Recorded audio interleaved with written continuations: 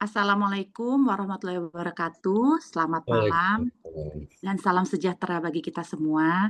Yang terhormat Ketua Umum Pengurus Pusat POGI, Profesor Dr. Budi Wiweko, Spesialis Obstetrik Ginekologi, Subspesialisasi FER, MPH Fransdok, FICRM. Yang saya hormati para narasumber, ada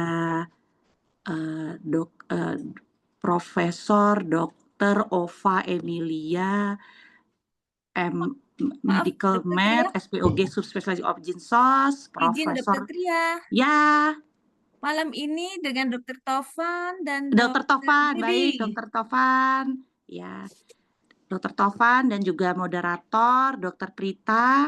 Kita bertemu lagi di acara POGI Innovation Meeting Part 3 ya dokter ya, kali ini ya dok ya. Yang dari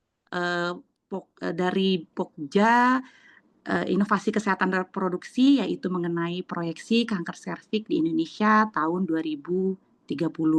Seperti kita ketahui bahwa kanker serviks ini di dunia masih merupakan salah satu masalah kanker yang paling sering. Di Indonesia sendiri merupakan kanker yang paling sering terjadi di perempuan nomor 2 setelah kanker payudara, dan banyak sekali memang perempuan yang memang meninggal setiap jamnya bahkan karena memang kanker serviks. Dan kita sebagai di POGI ini, salah satu tugas kita adalah bagaimana berkomitmen untuk mendukung target global untuk menurunkan angka eliminasi kanker serviks, yaitu melalui percepatan vaksinasi HPV secara nasional, peningkatan akses dan kualitas screening, serta penata laksanaan kanker serviks sesuai standar. Tanpa berlama-lama, mari kita masuk ke acara utama. Kita akan mulai dengan pembukaan lagu Indonesia Raya, diikuti dengan Mars POGI, video One POGI, dan video sprint. Selamatkan Perempuan Indonesia. Kepada tim IT, dipersilahkan.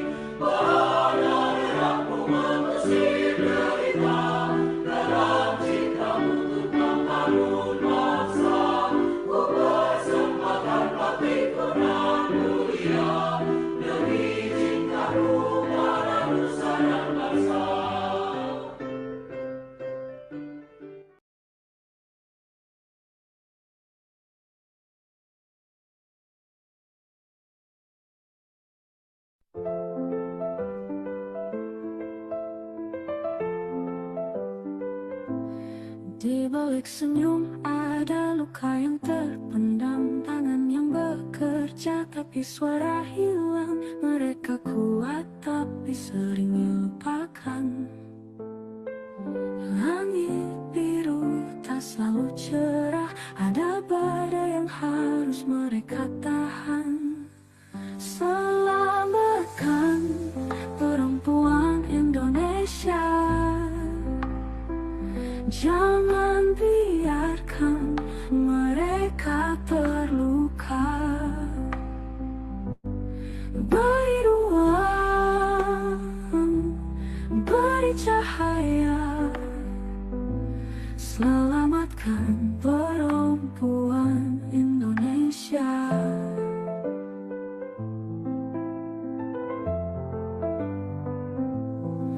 Ada cerita yang tak pernah terungkap, tertulis di mata yang penuh harap. Hidup ini milik mereka juga, badai takkan pernah jadi akhir. Ada mentari yang kan hadir. Selamatkan perempuan Indonesia, jangan biarkan mereka terluka. Beri ruang, beri cahaya, selamatkan perempuan Indonesia.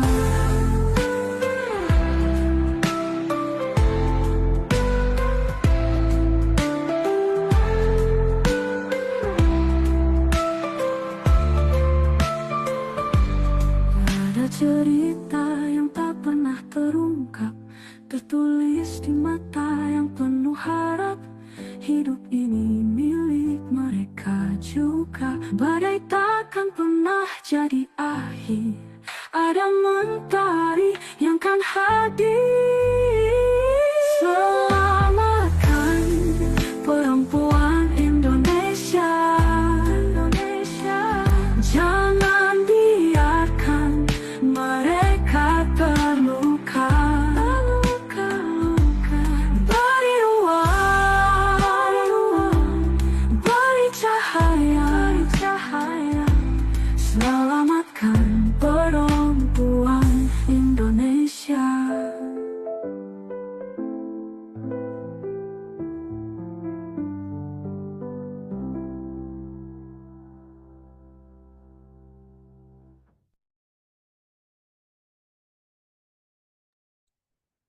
Terima kasih. Acara POGI Innovation Meeting ini tentunya belum sah apabila kita belum mendengarkan sepatah dua patah kata sambutan dari Ketua Umum Pengurus Pusat POGI, Profesor Dr. Budi Wiweko, Spesialis Obstetrik Ginekologi, Subspesialisasi Fertility, MPH, Fransok, FICRM. Kepada Prof. Iko, waktu dan tempat dipersilahkan. Terima kasih, Dr. Cia. Selamat malam, Assalamualaikum warahmatullahi wabarakatuh. Yang saya hormati Ketua Pokja Inovasi Kesehatan Reproduksi, Dr. Prita, beserta jajaran Pokja Inovasi Kesehatan Reproduksi, kemudian para panelis dan pembicara, Dr. Tovan, sekaligus sebagai Ketua Pokja Penurunan Kanker Serviks PP POGI, Dr. Rudi Gunawan, Sekretaris Bidang Profesi PP POGI, sejawat, peserta Innovation Meeting POGI yang berbahagia. Ya, Alhamdulillah pada malam hari ini kita bisa sama-sama hadir untuk berdiskusi pada acara POGI Innovation Meeting yang ketiga yang diselenggarakan oleh Pokja Inovasi Kesehatan Reproduksi PP POGI. Atas nama PP POGI tentu kami mengaturkan terima kasih kepada Dr. Prita dan kawan-kawan yang selalu bersemangat, terus berupaya membuka kanal saluran-saluran inovasi bagi seluruh anggota PP POGI yang ingin menyumbangkan pemikiran, ingin menyumbangkan terobosan-terobosan dalam bidang sprint, Selamatkan Perempuan Indonesia, yaitu penurunan angka kematian ibu, penurunan stunting, dan juga penurunan insiden kanker serviks di Indonesia. Malam hari ini Pokja PKS penurunan kanker serviks di bawah pimpinan Dr. Tovan akan sharing best practices dan juga experience apa yang sudah dilakukan oleh Pokja PKS. Kalau minggu lalu kita berbicara dengan Hogi, maka minggu ini kita berdiskusi bersama dengan Pokja PKS. Pokja sifatnya lebih sebagai hub kerjasama lintas bidang, lintas himpunan, lintas OP, maupun sampai dengan kolaborasi pentahelix melibatkan akademisi, private, government, dan komunitas. Sprint sendiri adalah salah satu tagline dan end target POGI yang sangat mengharapkan adanya gerakan masyarakat. Karena tanpa adanya gerakan masyarakat, hampir sangat tidak mungkin kita mampu menurunkan angka kematian ibu, menurunkan morbiditas ibu hamil, menurunkan kejadian stunting, maupun menurunkan insiden kanker serviks. Oleh karena itu, PP POGI melalui Pokja PKS dan juga himpunan yang ada berupaya keras terus merangkul semua stakeholder yang mencari inovasi-inovasi apa yang bisa kita lakukan agar mempercepat penurunan insiden kanker serviks di Indonesia. Antara lain tentu adalah early detection dengan HPV DNA dan perlindungan dengan menggunakan vaksinasi virus HPV. Tentunya dunia juga saat ini berupaya keras mencapai eliminasi kanker serviks tahun 2030. Berbagai upaya dikembangkan termasuk pengembangan vaksin, jenis vaksin, dosis vaksin, maupun sampling pengambilan jaringan dari serviks untuk dilakukan tes HPV DNA. Indonesia sendiri belum terlalu baik angka coverage kejadian screening kanker serviks pada usia muda. Saya kira angkanya belum beranjak dari lebih dari 15%. Oleh karena itu perlu terobosan-terobosan baru. Oleh karena itu malam ini kita berdiskusi apa yang terbaik yang harus kita lakukan agar masyarakat kita sadar dan bergerak sehingga pencapaian tujuannya menjadi lebih mudah. Terima kasih sekali lagi pada Pokja IKR, Pokja PKS, dan juga panitia tentunya yang telah bekerja keras pada malam hari ini. Demikian pula para sejawat yang telah hadir. Selamat berdiskusi. Selamat malam. Wassalamualaikum warahmatullahi wabarakatuh. Waalaikumsalam warahmatullahi wabarakatuh. Terima kasih kepada Prof. Iko untuk sambutannya yang sangat inspiratif dan tentunya memberi semangat untuk kita semua untuk selalu berjuang di kesehatan reproduksi perempuan Indonesia. Tanpa berlama-lama, mari kita masuk ke inti acara POGI Innovation Meeting kita ketiga malam ini yang akan dipimpin oleh moderator kita, Dr. Prita Mulyarini, spesialis obstetrik ginekologi, subspesialisasi Obgynsos, MH, MM, CMC, Viscoa. Kepada Dr. Prita, waktu dan tempat dipersilahkan, Dokter.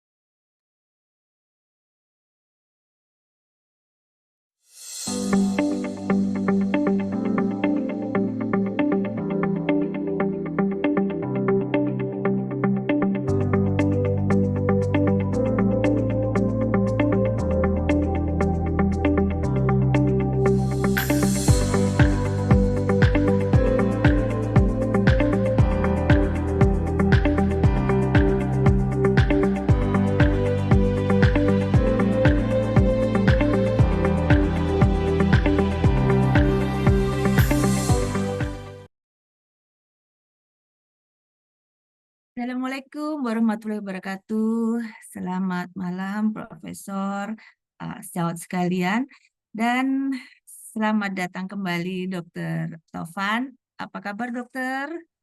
Alhamdulillah baik, Dokter Prita. Assalamualaikum, Prof. Iko. Sekali lagi, sehat-sehat selalu, Prof. Dokter Widi, Dokter Arta, dan semua profesor dokter di sini. Dokter Tovan, kami sangat senang Dokter Tovan malam ini bisa bersama kami, dan mungkin kita akan langsung aja ya, Dok ya. Silakan, Dok. Silakan. Baik, Dok. Dokter berkenan menggunakan PPT atau kita ngobrol aja nih santai nih, Dok? Iya, boleh. Mungkin prolognya dari Dokter Prita. Nanti saya akan paparkan ini ya sedikit untuk memicu atau memancing diskusi kita ya, Dokter Prita ya. Baik, Dokter Tovan. Dok, Pokja PKS. Nah, namanya aja udah seru ya, Dok ya. PKS kalau dipanjangin baru jelaskan. Ini Iya, gimana iya. sih, Dok? Sejarah kiprahnya ini udah berapa lama ini Pokja ini, Dok? Iya, iya, iya, baik-baik. Ini kayaknya kalau bilang sejarah memang nggak boleh ya tanpa ada bukti ya, Dokter Prita ya. Baik, kita serius tapi santai saja, Profesor Dokter semua. Mohon izin, mungkin saya minta bantuan Dokter Putih ya untuk share screen. Bantu, silakan Dokter Putih. Ya, apakah sudah bisa? Ya, baik. Ya, terima kasih. Mohon izin Dokter Prita, saya memaparkan sebentar ya, boleh ya? Iya, Dok. Ya, baik. Terima kasih. Bismillahirrahmanirrahim. Assalamualaikum warahmatullahi wabarakatuh.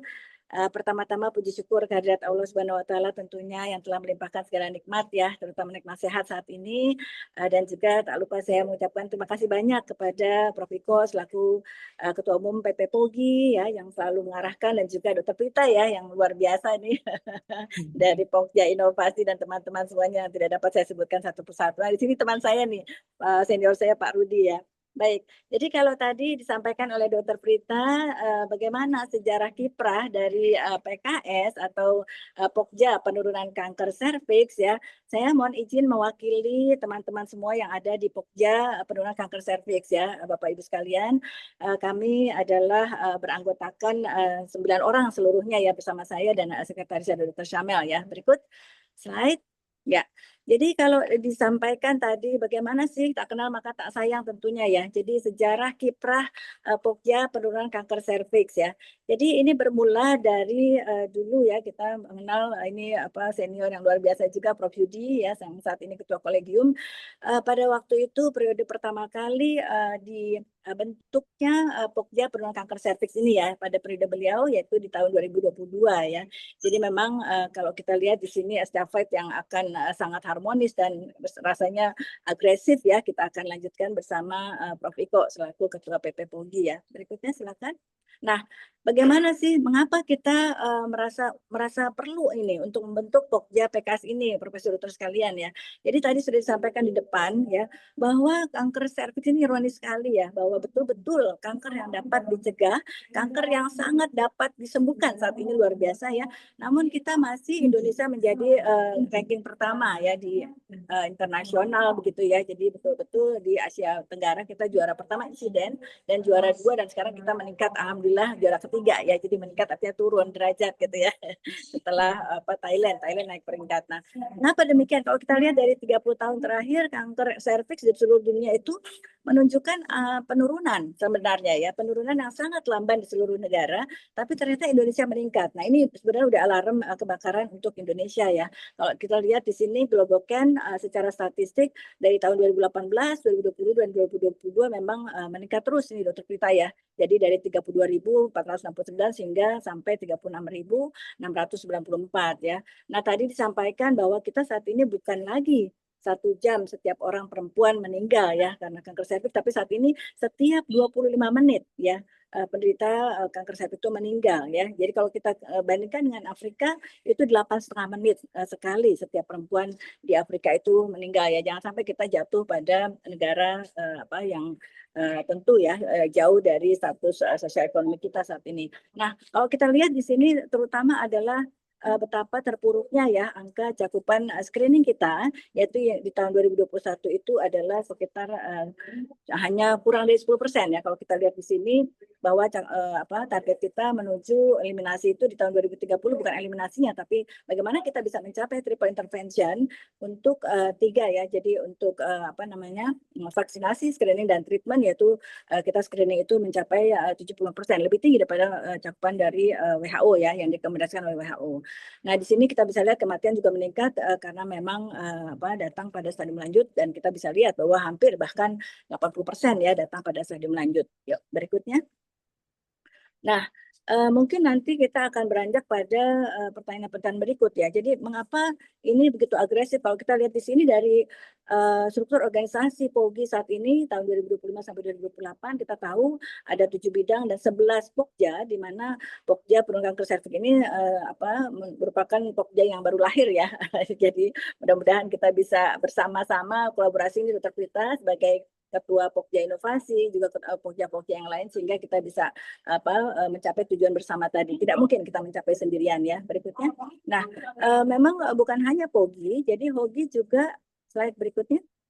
HOGI juga sebenarnya sudah sejak lama ya kita membentuk struktur organisasi di mana kita memiliki 6 bidang ya. HOGI itu memiliki 6 bidang dan 6 satgas ya, di mana kita bisa lihat di sini di antara 6 satgas itu adalah ada satgas vaksinasi, kemudian satgas manajemen lesi prekanker dan satgas pelayanan ya, di mana itu memang 3 satgas yang terutama merupakan ujung tombak untuk eliminasi kanker serviks di HOGI begitu ya.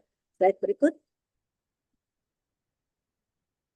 Nah, kalau disampaikan tadi Dokter Prita itu sejarah yang bisa kami sampaikan ya. Tapi bagaimana program-program yang kita akan luncurkan ya bersama teman-teman di anggota Pokja PKS ya. Jadi kalau di sini kita bisa lihat ya dari Renstra ya, rencana strategis yang sudah digariskan oleh Bapak Presiden kita, Presiden POGI tentunya bukan Pak Prabowo ya.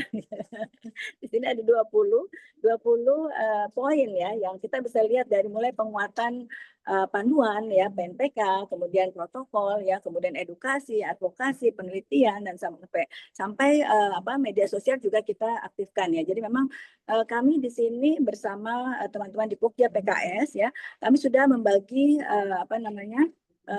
deskripsi kerja kami ya, bagaimana kita bisa memfokuskan masing-masing ya Contohnya kita bisa lihat dari panduan atau PNPK yang selama ini kita sudah susun ya. Jadi kita sudah menyusun panduan nasional kanker serviks itu di tahun 2018, sudah kami revisi menjadi 2022, 2024 dan terakhir 2025 ya. Jadi ini memang saat ini sampai pada finalisasi bersama Kementerian Kesehatan untuk menjadikan PNPK ini disahkan oleh Kementerian Kesehatan, karena saat ini memang proses untuk menuju pengesahan oleh Bapak Menteri Kesehatan itu PNPK memang agak berbeda daripada waktu-waktu yang lampau ya. Jadi memang di sini luar biasa ya beban kerja kami, mohon bantuannya dari seluruh Pokja, dari seluruh bidang juga untuk bisa berkolaborasi untuk lebih efisien kerja kita ya.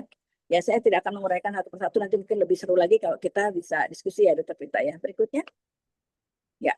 Nah, ini berikutnya lagi ini adalah uraian tugas yang tadi sampai 20 kerja kita. Nah, bagaimana kiprah yang sudah dilakukan oleh Pokja penurunan kanker serviks di masa kepengurusan yang lalu, yaitu sebelumnya terima kasih Dr. Fitriadi yang sudah memulai ya. Jadi ini adalah dokumentasi kami yang tidak lama dari sekarang waktu yang lalu ya. Jadi ini adalah peluncuran bagaimana komitmen POGI untuk melakukan eliminasi kanker serviks, terutama adalah penguatan vaksinasi ya, vaksinasi HPV di sini terutama pada pramarital ya, perempuan pramarital dan postpartum ya. Jadi nanti kita akan diskusi bagaimana teknisnya ya. Ini sudah ditandatangani oleh Prof. Yudi sebagai ketua POGI saat itu dan ketua Pokja penanganan kanker serviks Dr. Fitriadi, dan saya waktu itu mewakili HOGI ya, Dr. Pramana saat itu berhalangan hadir ya. Jadi kami bersama-sama untuk press conference saat itu, dan alhamdulillah dihadiri banyak sekali teman-teman wartawan waktu itu ya. Silakan berikutnya. Nah, berikutnya adalah bagaimana sesungguhnya sejarah mengapa kita sudah sampai pada titik ini gitu ya. Jadi mungkin ini menjawab pertanyaan berikutnya, Dr. Prita ya. Jadi sebelum dibentuknya Pokja PKS di tahun 2022 ya, jadi memang kami waktu itu atas arahan Prof. Andriono ya sebagai ketua HOGI saat itu dan juga Dr. Gatot Purwoto sebagai sekjen, kami mengusulkan suatu usulan studi HTA. Saat itu ketua komite KPTK ya, namanya ketua studi HTA itu adalah Dr. Prof. Iko saat itu, alhamdulillah. Jadi memang sejak tahun 2020 kita sudah mengusulkan nih. Jadi yang saat ini sudah diterima sebagai metode nasional untuk screening kanker serviks di Indonesia, yaitu metode DNA HPV, itu adalah atas usulan kita, Dr. Prita ya, Bapak Ibu sekalian, Profesor Dokter sekalian. Jadi ini tidak ujuk-ujuk muncul ya sebagai, mohon maaf ya, sebagai suatu rekomendasi nasional oleh pemerintah, tapi ini adalah usulan kita gitu ya. Jadi ini perjuangan yang panjang, 2,5 tahun lamanya dari tahun 2020 sampai tahun 2023, dan sampai akhirnya alhamdulillah ini kita bisa lihat sampai pada dikeluarkannya KMK, Keputusan Menteri Kesehatan di bulan Mei 2023 yang menyatakan bahwa Indonesia memiliki suatu inovasi yaitu POT testing, yaitu tes HPV dengan IVA sebagai metode screening nasional. Mengapa kita waktu itu melakukan usulan POT testing? Dikarenakan memang POT testing itu kita ingin mengantisipasi walaupun tes HPV dikatakan sebagai high performance test oleh WHO gitu ya. Namun pada tahun 2020, bayangkan hanya kurang dari 10% saja metode HPV di global market itu yang memiliki validasi oleh komunitas HPV gitu ya, secara global. Jadi artinya yang valid di dunia kurang dari 10% saja gitu loh. Jadi hati-hati, walaupun kita menggunakan HPV test, tapi kita juga ingin menjadikan IVA yang sudah dijadikan suatu metode nasional di tahun 2028 itu sebagai tes yang bisa mendeteksi ya bagaimana kita bisa memegang atau menandakan ya setiap perempuan yang harus dilakukan tindak lanjut. Dan kita juga tahu tes HPV itu agak lama ya, sampai bahkan parkir di labkesda berbulan-bulan gitu. Jadi memang kita jangan sampai kehilangan. Nah, tapi bergulirnya dengan waktu, saat ini kita menyatakan dan kita selalu berkolaborasi dengan Kementerian Kesehatan bahwa kita selalu evidence base gitu ya, evidence base. Jadi kalau misalkan pada suatu ketika tes HPV yang kita miliki sudah valid, maka kita akan menjadikan tes HPV ini sebagai metode screening primer tunggal untuk Indonesia, bahkan dengan self sampling ya. Jadi mungkin sementara itu dulu ya Dr. Prita ya. Jadi kita lebih ngobrol lagi untuk selanjutnya. Saya siap untuk berdiskusi kembali. Mungkin Dr. Rudi nanti bisa menambahkannya. Terima kasih Dr. Prita. Baik, terima kasih Dokter Jadi yang ini ternyata punya kita ya dok ya, kita yang Iya, iya. memberikan ya. Ini baik dokter, di sini ada dokter Arta yang akan menyampaikan beberapa mungkin ada pertanyaan-pertanyaan yang telah kami kumpulkan dok. Namun sebelumnya dok, bagaimana harapan dari PKS pada seluruh sejawat POGI? Iya, iya. Langsung dijawab Pak Dokter Prita Ya dulu dok, mau silakan dok. menambahkan. Ya, langsung jawab ya. Baik, baik. Ya, jadi nanti mungkin harapan dari kita ya bersama ya. Jadi kami mewakili Pokja PKS, itu harapan terhadap seluruh anggota POGI dimanapun berada, walaupun saat ini yang menjoin 90 ini ya 90 sejawat ya. Tapi harapan kita adalah bahwa ini adalah ini betul-betul suatu urusan kita bersama gitu ya. Ini adalah hal yang harus kita pikirkan bersama Bapak Ibu sekalian ya. Jadi memang selama ini kita menyelenggarakan Lokakarya sejak 1999 Dr. Prita ya. Jadi memang sudah lebih dari 25 kali ya kita menyelenggarakan Lokakarya untuk penurunan dan pencegahan kanker serviks, penanggulangan kanker serviks ya. Namun memang kita bisa lihat statistik kita untuk kanker serviks ini ternyata belum menggembirakan sama sekali gitu ya. Saya sampaikan tadi di seluruh negara di dunia 30 tahun terakhir itu terjadi penurunan kanker serviks walaupun lamban, meskipun di Afrika sekalipun mereka turun gitu ya. Tapi di Indonesia justru meningkat dari 1 jam ya dulu 1 orang perempuan, kemudian 2 orang perempuan, kemudian 25 menit sekali. Nah ini yang kita yang kita sampaikan di Lokakarya itu kayaknya diulang-ulang gitu. Tapi mengapa ini tidak menurun juga gitu ya?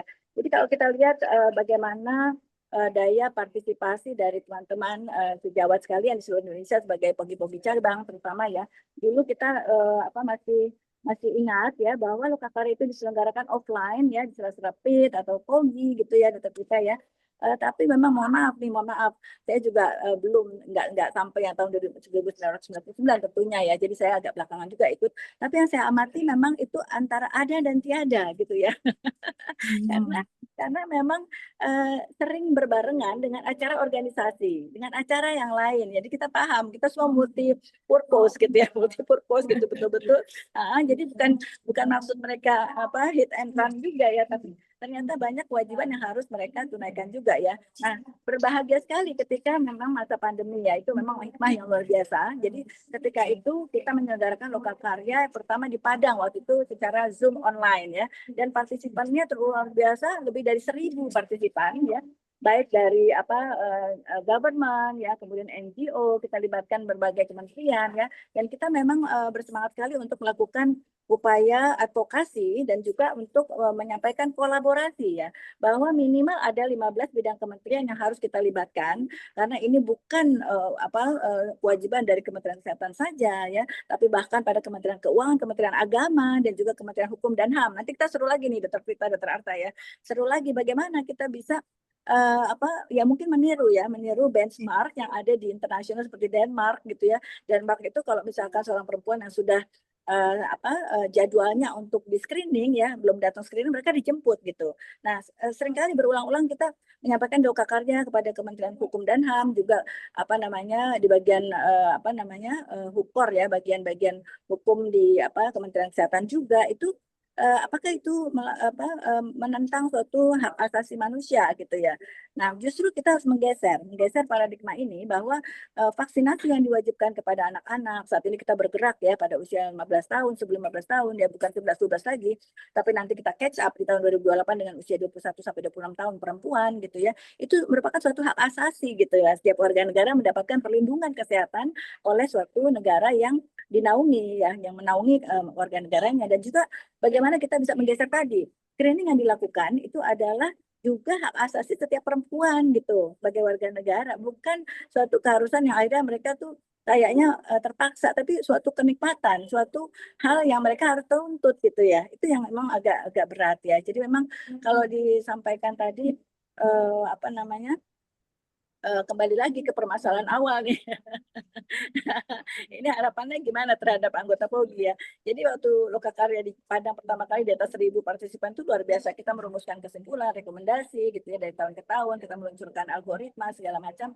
Itu kelihatannya memang maaf nih, ada beberapa teman-teman dari POGI cabang yang memang interest gitu atau yang memang setengah interest atau seperempat interest gitu ya. Karena kita selalu meminta beberapa waktu sebelumnya mungkin beberapa bulan waktu melalui Mbak Ulfa ya untuk kepada POGI cabang menyampaikan laporan-laporannya. Kita sudah berikan template ya, template untuk laporan e-poster bagaimana cakupan deteksi dininya. Namun ternyata pada PIT yang lalu saja itu hanya 9 provinsi dari 34 POGI cabang yang mengirimkan gitu ya. Jadi ini kami juga menyampaikan kepada Dr. Herbert ya. Ini mudah-mudahan Dr. Herbert melihat ya sebagai ketua Pokja bidang Komdiji gitu ya. Bagaimana kita bisa mengerahkan seluruh teman-teman POGI cabang ini termasuk Pak Rudi nih ketua YKI Jambi ya. Mudah-mudahan nggak diminta menyampaikan gitu ya. Jadi itu seru-seruan aja. Kita memang sampai pada coba ya kita menyampaikan ya semacam door prize kepada e-poster yang disampaikan kan itu suatu hal yang sebenarnya ya usaha kita juga ya untuk membangkitkan teman-teman ya walaupun tidak seberapa gitu ya. Mungkin itu ya, kolaborasi dan kontribusinya ya. Baik, terima kasih dokter. Silakan Dokter Arta dan dokter sekalian, jika ada yang ingin disampaikan, dipersilakan untuk menulis di kolom chat atau raise hand. Silakan Dokter Arta. Terima kasih Dokter Prita, Dokter Tovan. Menarik ya dok kalau lihat sejarahnya gitu. Bahkan tadi saya benar-benar kayak kaget, oh benar juga ya harus kita berkoordinasi dengan Kemenkumham gitu ya dok ya masalah tentang vaksinasi ini. Tetapi memang menarik dok. Beberapa Ya. mungkin yang saya mau tanyakan dok, bagaimana mungkin dari Pokja PKS ini untuk memantau keberlanjutan dok? Untuk supaya program ini tuh bisa jalan terus ya dok, karena kan kadang-kadang yang tadi dokter bilang ya kadang kita multitasking dok mengerjakan A, B, C, D gitu ya dok, sehingga pemantauannya ini tetap terjaga dan selalu berkesinambungan sama tadi ya dok, mungkin juga kita sepertinya harus bekerja sama juga dengan dokter anak ya dok, karena kan Ya. saat ini remaja kan dipegangnya oleh dokter anak terutama untuk vaksinasi dari HPV ini. Mungkin itu Dokter Prita, Dokter Taufan, terima kasih. Iya, iya, baik, baik. Pertanyaan yang sangat baik ya, Dokter Arta ya.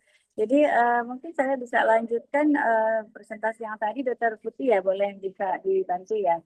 Jadi kalau kita menindaklanjuti ya. Ini kan kayak kebakaran nasional ya. Kalau ibaratnya ini satu pesawat Boeing ya 737-800 Jeju Air accident itu 187 awak meninggal suatu ketika itu kayaknya tragis gitu ya. Tapi ternyata ini kan kanker cervix ini kayak mesin kematian ya. Setiap 25 menit loh perempuan Indonesia saat ini meninggal gitu ya. Afrika ya 8,5 menit. Nah ini yang tadi yang sudah kami rangkum ya harapan Pokja. Jadi memang ini kita memang selalu mengikuti arahan dari pimpinan kita ya. Jadi sudah tadi ya jangan selamatkan perempuan Indonesia, jangan biarkan mereka menderita gitu kan. Jadi bagaimana kita bisa lihat ini bersatu padu ya seluruh seluruh anggota POGI cabang dimanapun berada ya. Jadi memang melalui gerakan-gerakan nasional untuk selamatkan perempuan Indonesia ya setiap 21 April nanti kita akan laksanakan ya mudah-mudahan ini bisa menjadi tadi ya PAKIAS Award dan juga PKS Award juga bisa mungkin kita usulkan begitu ya. Nah termasuk tadi Dr. Prita, Dr. Arta ya bahwa kita sempat mengusulkan ada ini ya beberapa ini mungkin sudah pernah dilakukan sebelumnya yaitu bagaimana kita bisa memberikan apresiasi kepada teman-teman di POGI cabang ya yang misalkan capaiannya ternyata meningkat pesat gitu ya vaksinasi ataupun deteksi dini ataupun misalkan kita berkolaborasi dengan teman-teman IBI gitu ya mereka memiliki ranting-ranting IBI yang luar biasa ratusan ranting IB di seluruh Indonesia, bagaimana mereka bisa membina anggota-anggotanya, itu termasuk juga suatu rantai kolaborasi ya. Jadi ini harapan saya rasa sudah kita skip saja. Intinya kita bukan hanya sendiri, tidak hanya Pogi, tidak hanya Hogi, tentu Hoxi juga kita libatkan, dan juga teman-teman dari 12 stakeholders yang ada di rencana aksi nasional kita ya. Sebelum menjawab tadi pertanyaan Dr. Atta, mungkin saya bisa buka slide berikutnya, Dr. Putih. Nah, ini dia. Jadi memang kalau kita lihat di sini yang kita memang berulang-ulang diarahkan oleh Prof. Iko ya, bahwa menuju reproduksi sehat itu tidak hanya menciptakan keturunan, artinya kehamilan yang sehat ya, ibu yang baik gitu ya, dalam konteks kesehatannya gitu ya, kesehatan reproduksi. Namun jangan sampai kita terjadi kematian prematur gitu ya, prematur mortality akibat kanker serviks gitu. Jadi makanya alhamdulillah Pak Kias ditambahkan dengan PKS gitu. Jadi kematian perempuan itu bukan hanya akibat kehamilan saja, proses persalinan atau sekitarnya begitu ya, tapi memang kanker yang memang sangat bisa dicegah. Ini suatu algoritma yang luar biasa saya rasa, dan memang ini perenungan kita bersama nanti juga Dr. Vita, Dr. Atta ya, bahwa untuk menurunkan kanker serviks bukan hanya tadi pokja yang terlibat tadi inovasi, Komdigi ya, kemudian Pak Kias ya, tapi juga bagaimana kita menekan laju pertumbuhan penduduk kita ya. Jadi kontrasepsi harus juga bangkitkan kembali gitu ya, karena PR besar kita adalah jumlah penduduk yang luar biasa. Walaupun dibilang Indonesia emas nanti bonus demografi, tapi bagaimana kalau kita bonus demografinya ternyata mohon maaf ya SDM yang tidak tangguh gitu, itu kan jadi beban malahan gitu ya. Jadi emang panjang ceritanya. Berikutnya lagi slide. Nah, ini yang saya mau sampaikan bahwa yang ini multisektor kolaborasi. Nah, ini dia ya. Jadi memang betul sekali Dr. Arta ya, tadi yang saya sampaikan ini juga usulan dari kita semua, bahwa ini adalah yang tercantum di dalam rencana aksi nasional kita yang sudah diluncurkan pada 16 Desember 2023 yang lalu oleh Pak Menteri Kesehatan waktu di Jakarta ya. Dan kita sekali lagi Pogi Hogi berperan alhamdulillah ya. Jadi kalau kita lihat di sini 12 stakeholders itu siapa? Nah, itu termasuk akademisi.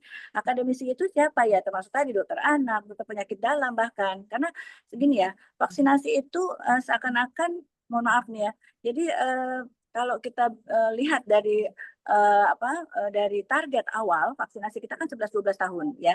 Jadi perempuan kelas 5, kelas 6 SD gitu. Nah, sekarang kita bukan lagi kelas 5, kelas 6 SD, karena kita sudah sekarang sudah sejak Juni 2025 yang lalu kita sudah berkomitmen Indonesia akan memakai NIP, National Immunization Program kita untuk vaksinasi HPV adalah single dose gitu. Single dose, jadi dosis tunggal ya. Jadi ini udah komitmen sejak impact review kunjungan WHO visit waktu itu di 23 Juli 2024 ya. Itu sudah di-endorse kita untuk single dose ya. Tapi alhamdulillah komitmen kemarin WHO Global Forum di Bali itu Indonesia sudah menyatakan bahwa single dose. Nah, jadi ke depan nanti tidak ada lagi kelas 5 kelas 6 SD, tapi kita akan merana sampai usia 15 tahun gitu. Jadi jangan dipikir juga bahwa kita single dose terus ternyata jumlah dosis vaksin kita otomatis separuhnya, tidak gitu ternyata, karena memang kita akan perlu sampai usia 15 tahun, dan ini juga akan kita cukupi sampai di tahun 2027 dan 2028 awal itu kita akan catch up program pada perempuan usia 21-26 dan anak laki-laki juga, itu akan kita sasarkan di tahun 2028. Jadi memang tentu ini semua terlibat, dokter anak, penyakit dalam dan seterusnya. Di sini juga ada government, NGO ya, kemudian juga model sosial media. Nah, di mana kita organisasi profesi kita berada itu di nomor 12 ya Bapak Ibu sekalian ya. Di nomor 12 alhamdulillah masih masuk ya gitu. Ya, jadi di sini ada juga 15 bidang kementerian yang kami usulkan, ini bukan dari RAN ya, bukan dari rencana nasional, tapi usulan Hogi waktu itu, bagaimana kita bisa melibatkan bukan hanya Menteri Kesehatan tentunya ya, Kementerian Kesehatan itu udah utamanya pasti, kemudian bagaimana kita bisa menguatkan nih Kementerian Pemberdayaan Perempuan dan perlindungan anak ya, komunikasi Kemenko dan Komdigi dan seterusnya ya, termasuk Menpan, kemudian Kementerian Agama, Hukum dan HAM, Keuangan dan seterusnya, ada 15 bidang kementerian di sini ya. Jadi memang ini PR kita bersama. Yuk slide berikutnya, mungkin sebelumnya ya. Ini hanya sedikit saja bahwa kita ingin menyampaikan luka karya kita yang sudah dihadiri, dan sudah usaha-usaha kita banyak sekali ya. Slide reverse aja deh sebelumnya, boleh. Ini bukti-bukti aja ya bahwa kita memang sudah bekerja sudah sejak lama. Nah, ini bagaimana posisi advokasi yang kita sedang laksanakan ya, yang sudah dilaksanakan tentu tadi. Ini mungkin teman-teman bisa apa ya, bukan berbangga hati ya, tapi kita bisa menorehkan sejarah di Indonesia bahwa alhamdulillah rencana aksi nasional kita itu 2023 sebenarnya ditiru oleh teman-teman dari Filipina gitu ya. Mereka dengan berbesar hati terbuka menyatakan di forum-forum regional tuh terima kasih kepada Indonesia yang sudah memberikan suatu insight ya 2023 eliminasi kanker cervix kita itu ditiru oleh Filipina, dan juga bagaimana kita bisa lihat bahwa usulan-usulan dari profesi, yaitu waktu itu saya memang mewakilkan hobi waktu itu diterima ya, vaksinasi single dose, alhamdulillah kita juga tembus ya, kemudian juga tes DNA HPV sebagai metode screening nasional juga kita bisa tembus gitu ya, dan beberapa studi HTA kita dilibatkan sebagai expert panel ya, termasuk dalam studi HTA terkait dengan beberapa spesimen screening kanker cervix yang lalu ya, mungkin di sini karena itu agak konfidensial, saya tidak akan share secara detail di sini ya. Mungkin sementara itu ya. Jadi memang advokasi kita terus berjalan nih, Dokter Arta, Dokter Prita ya. Kita kayaknya nggak bisa cuma ngobrol-ngobrol kita sendiri gitu ya. Dan seringkali teman-teman dari Kementerian Kesehatan terus menyatakan bahwa mereka senang sekali ketika yang dihadirkan tuh orangnya memang tidak berganti-ganti gitu ya. Karena tahu sendiri ya, kadang-kadang siapa yang mencatat notulen juga nggak jelas, kadang-kadang notulennya nggak ada ya. Ketika perwakilan kita dihadirkan orang baru lagi, itu jadi patah lagi tuh. Jadi agak mereka suka agak curhat juga sama saya. Ini nanti kalau misalkan untuk satu fokus ini kalau bisa dari himpunan itu yang dihadirkan jangan berganti-ganti dong, karena kadang-kadang kita udah menyampaikan ini ternyata juga beda lagi gitu. Jadi ini satu hal yang harus kita pertahankan juga ya. Mungkin demikian Dokter Prita, Dokter Arta. Dokter Arta, masih ada lagi dok? Iya dok, tapi berarti mungkin jadi catatan tambahan bagi kita ya dok, kalau kita tadi kemarin cerita di yang innovation meeting yang kemarin kita mau membuat precancer registry, berarti mungkin tambahannya tadi ya dok, data mengenai HPV DNA vaksin ya dok, gitu itu akan menjadi terutama tadi kan supaya dia tercatat meskipun dia dari kecil gitu ya dok ya, dari dia ini atau mungkin dari masa remajanya sampai 21-26 tahun nanti kalau programnya ini sudah terlaksana, mungkin itu jadi data tambahan yang perlu juga kita tambahkan. Terima kasih insight-nya, Dr. Tovan. Keren, Dok. Semangat terus, Dok. Ya, ini usaha kita bersama, Dok. Ya. Baik, terima kasih Dokter Tovan, Dokter Arta, dan semoga tetap sehat dan tetap bersemangat untuk membuat lebih turun lagi ya dok ya. Amin, amin. Terima kasih. Ya. Baik, sejauh sekalian kita akan berlanjut kepada Dr. Rudy. Bagaimana upaya yang bisa dilakukan oleh salah satu POGI cabang dalam upaya penurunan kanker serviks ini?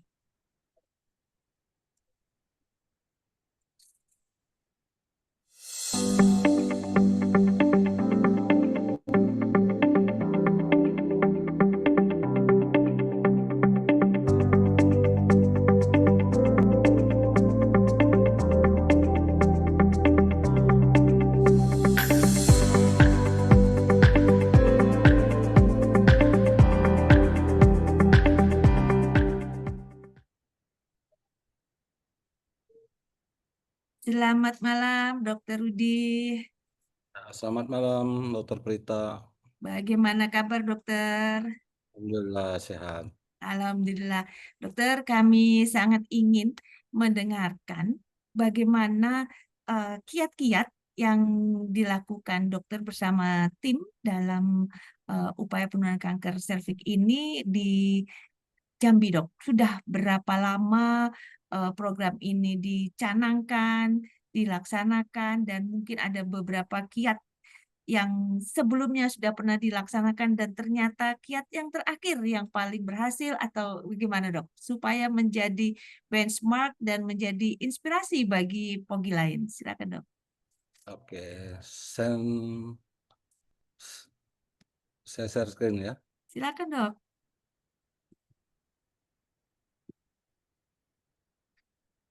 Ya. Ya, menghemat waktu, saya langsung aja. Ya, jadi saya beri judul ini meningkatkan cakupan screening kanker serviks dengan tes HPV-IPA dan tes HPV-DNA yang ditambah dengan telotipa. Ya, sebenarnya telotipa ini kita kombinasi ya berdasarkan masih dalam tahap penelitian fase 3 kita. Penelitian multicenter yang dipimpin komandonya Prof. Siti dari Palembang. Mungkin nanti kita cerita. Jadi ini mengkaji strategi komprehensif inovatif ya, mengintegrasi program bantuan sosial sembako yang kita kombinasi dengan sembako dan screening kanker serviks melalui tes IPA dan teleotipa ya. Belum ini ya, belum slideshow. Ya dok. Oke. Nah, ini ya ini tadi udah sampaikan juga sebagian dokter topan ya latar belakang kanker serviks kita yang masalah kalau di Indonesia ini tadi 33.000 ya kasus baru 2020 dan kematian 21.000 dan kalau di Provinsi Jambi sendiri angka kejadian kanker serviks mencapai 23,4 per 100.000 perempuan dengan cakupan screening lebih kurang 3,8% pada tahun 2022. Alhamdulillah tahun ini meningkat. Faktor geografis, ekonomi, dan keterbatasan akses layanan kesehatan itu salah satu hambatan utama pencapaian target nasional termasuk juga di Jambi. Dan ini sebenarnya sebagaimana tadi kata Dr. Pan ini udah urgensi ya, urgensi nasional karena kita nomor 2 ya, kanker serviks nomor 2 ya dari setelah payudara, di mana target dari WHO sendiri 70% usia 35-45 kita masih ya screening 2 kali belum tercapai. Tantangan utama kita hampir sama sih sebenarnya ya. Cakupan screening yang masih rendah, terutama di daerah-daerah terpencil, kelompok rentan sosial ekonomi dan memerlukan ini yang memerlukan strategi inovatif. Kalau di Jambi sendiri ya ini sambil data dari BPS ya Provinsi Jambi bahwa geografis itu secara geografis 70% wilayah Jambi terdiri dari terpencil, sulit dijangkau dengan transportasi terbatas. Ya, saya juga nggak tahu kok bisa sampai 70%. Rupanya saya selama ini yang bisa dilalui mobil aja yang saya lalui. Nggak taunya banyak juga yang naik perahu, naik Oh. kaki. Nah, ekonomi 45% keluarga termasuk kategori miskin dan prioritas kebutuhan sehari lebih tinggi dari kesehatannya. Jadi SDM rasio tenaga kesehatan 1 banding 2.000 penduduk jauh dari standar WHO yaitu 1 banding 1.000 ya. Sosial budaya juga stigma tabu terkait pemeriksaan organ reproduksi perempuan masih kuat di masyarakat sebagian besar di Provinsi Jambi. Kalau kita lihat ya ini ya sejarah program screening kanker tadi ini saya versi lain dari Dr. Topan tadi. Kalau saya ambil dari sisi ininya 2021 kita memang waktu itu masih target 50% ya dari 24, kemudian 22 kita mengembangkan ini Proplayla ya, C-Trade bersama Kemenkes 514 kabupaten kota dan metode IPA. 2023 sudah mulai beberapa tempat pengembangan teknologi teleotipa. Nah, kita yang ada, saya nggak tahu apakah dari center-center pendidikan yang sudah membuat ini. Setahu saya yang ada selama ini berkembang yaitu yang made in Korea sama Jepang sama yang Swedia ya. Tapi itu cost-nya sangat tinggi sekali. Waktu di PIT kemarin saya lihat itu alatnya aja itu 100 juta dengan biaya 50 juta royalti per tahun. Saya bilang nggak akan mungkin dipakai. Saya bilang saya hanya pakai HP sudah jauh lebih akurat saya bilang. Nah, ke pihak apa tuh tadi vendornya ya. Nah, 2024 integrasi program screening dan bantuan sosial mulai diaktifkan ya, meningkatkan partisipasi masyarakat. Berarti artinya 2024 ekonomi kita tidak dalam baik-baik saja kan gitu. Nah, metode IPA sampai sekarang ya masih efektif dan sangat terjangkau. Kemudian implementasinya, akurasinya ya yang 64 sampai 98%. Spesialitas 6. Tapi ya setiap jurnal saya ada berbeda-beda. ya, tapi paling tinggi 98 ya, mendekati 100 juga. Kemudian pendekatan street sudah bisa dilakukan pada IPA. Ini sudah lama ya dijalankan di Jambi semenjak program CN Trade kita kembangkan yang lalu. Nah, HPP DNK Kit sekarang ini sudah jadi gold standar dari WHO. Ya, kita nggak boleh ketinggalan bahwa sensitivitasnya tinggi dan sampai 90%. Ada lagi sekarang yang self sampling, yang mengambil sampel sendiri, itu juga untuk mampu untuk apa ya, tabu ya, rasa malu kan, sebagian budaya di kita. Tapi kayaknya sepertinya Jambi belum masuk proyek yang sini, tapi HPP-DNA kita sudah jalan. Nah, efisiensi jangka panjang juga kalau HPP-DNA itu kalau nggak salah 5 tahun sekali, jadi sebenarnya lebih menghemat kosnya. Oh. Teleotipa merupakan satu inovasi telemedicine untuk screening dan edukasi. Kemudian juga bisa konsultasi langsung. Jadi dia platform digital terintegrasi menggabungkan IPA test dengan konsultasi jarak jauh. Jadi dari yang dikembangkan sekarang itu kita bisa menentukan sendiri verifikator konsultannya siapa nantinya. Nah, ini lagi dikembangkan. Jadi dalam waktu nggak sampai 24 jam sudah ada hasil jawabannya. Kemudian ada nanti dikembangkan sistem pengingat otomatis. Jadi ini kan teleotipa ini nanti bisa diakses di HP masing-masing gitu. Jadi bisa nanti reminder kapan dia waktu tinggal bunyi belnya aja kan gitu. Dan edukasi komprehensif dalam satu platform yang mudah diakses. Peningkatan akses dan kepatuhan dari berbagai penelitian tuh tingkat kepatuhan pasien juga lebih tinggi ya.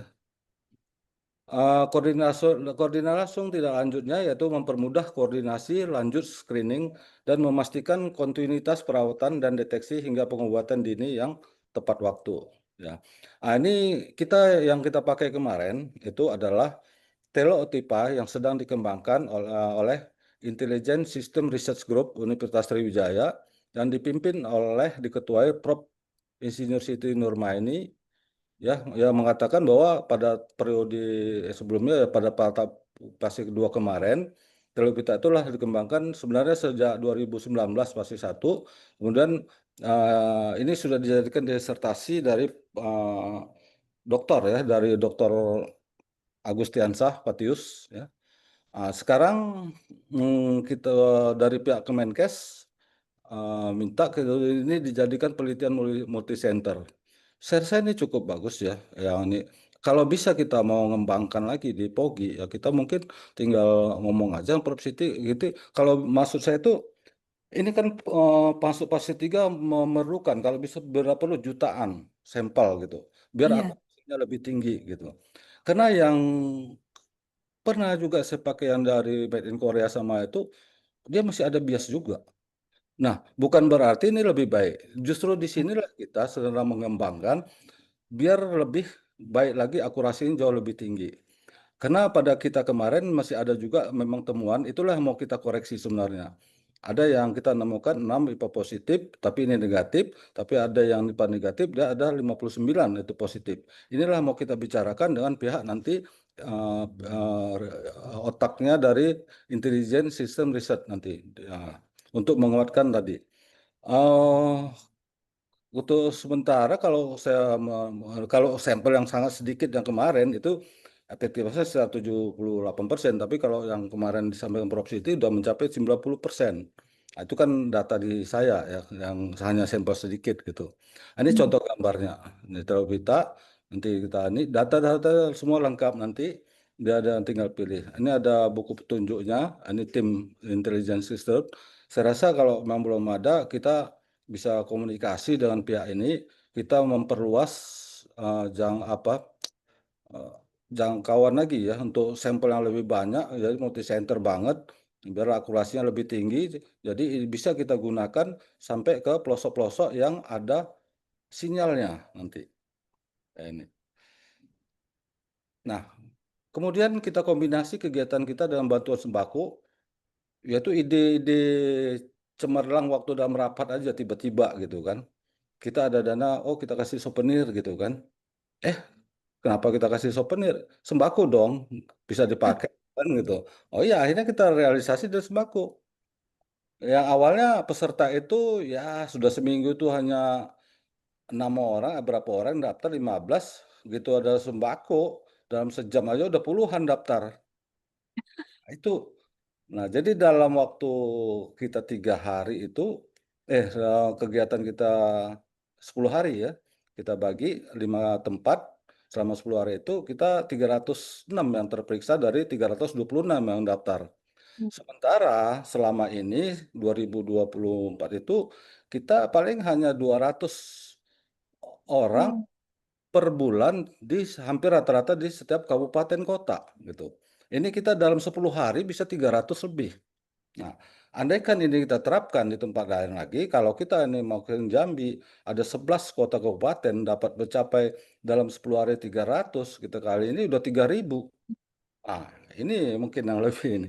Nah, yang menariknya lagi ya kita ya ini sembako dari referensi yang saya baca juga ternyata bantuan sembako sebagai intensif itu mendapat meningkatkan partisipasi 20 sampai 30% dalam peningkatan yang digunakan untuk akses screening terutama bagi keluarga dan ekonomi yang terbatas.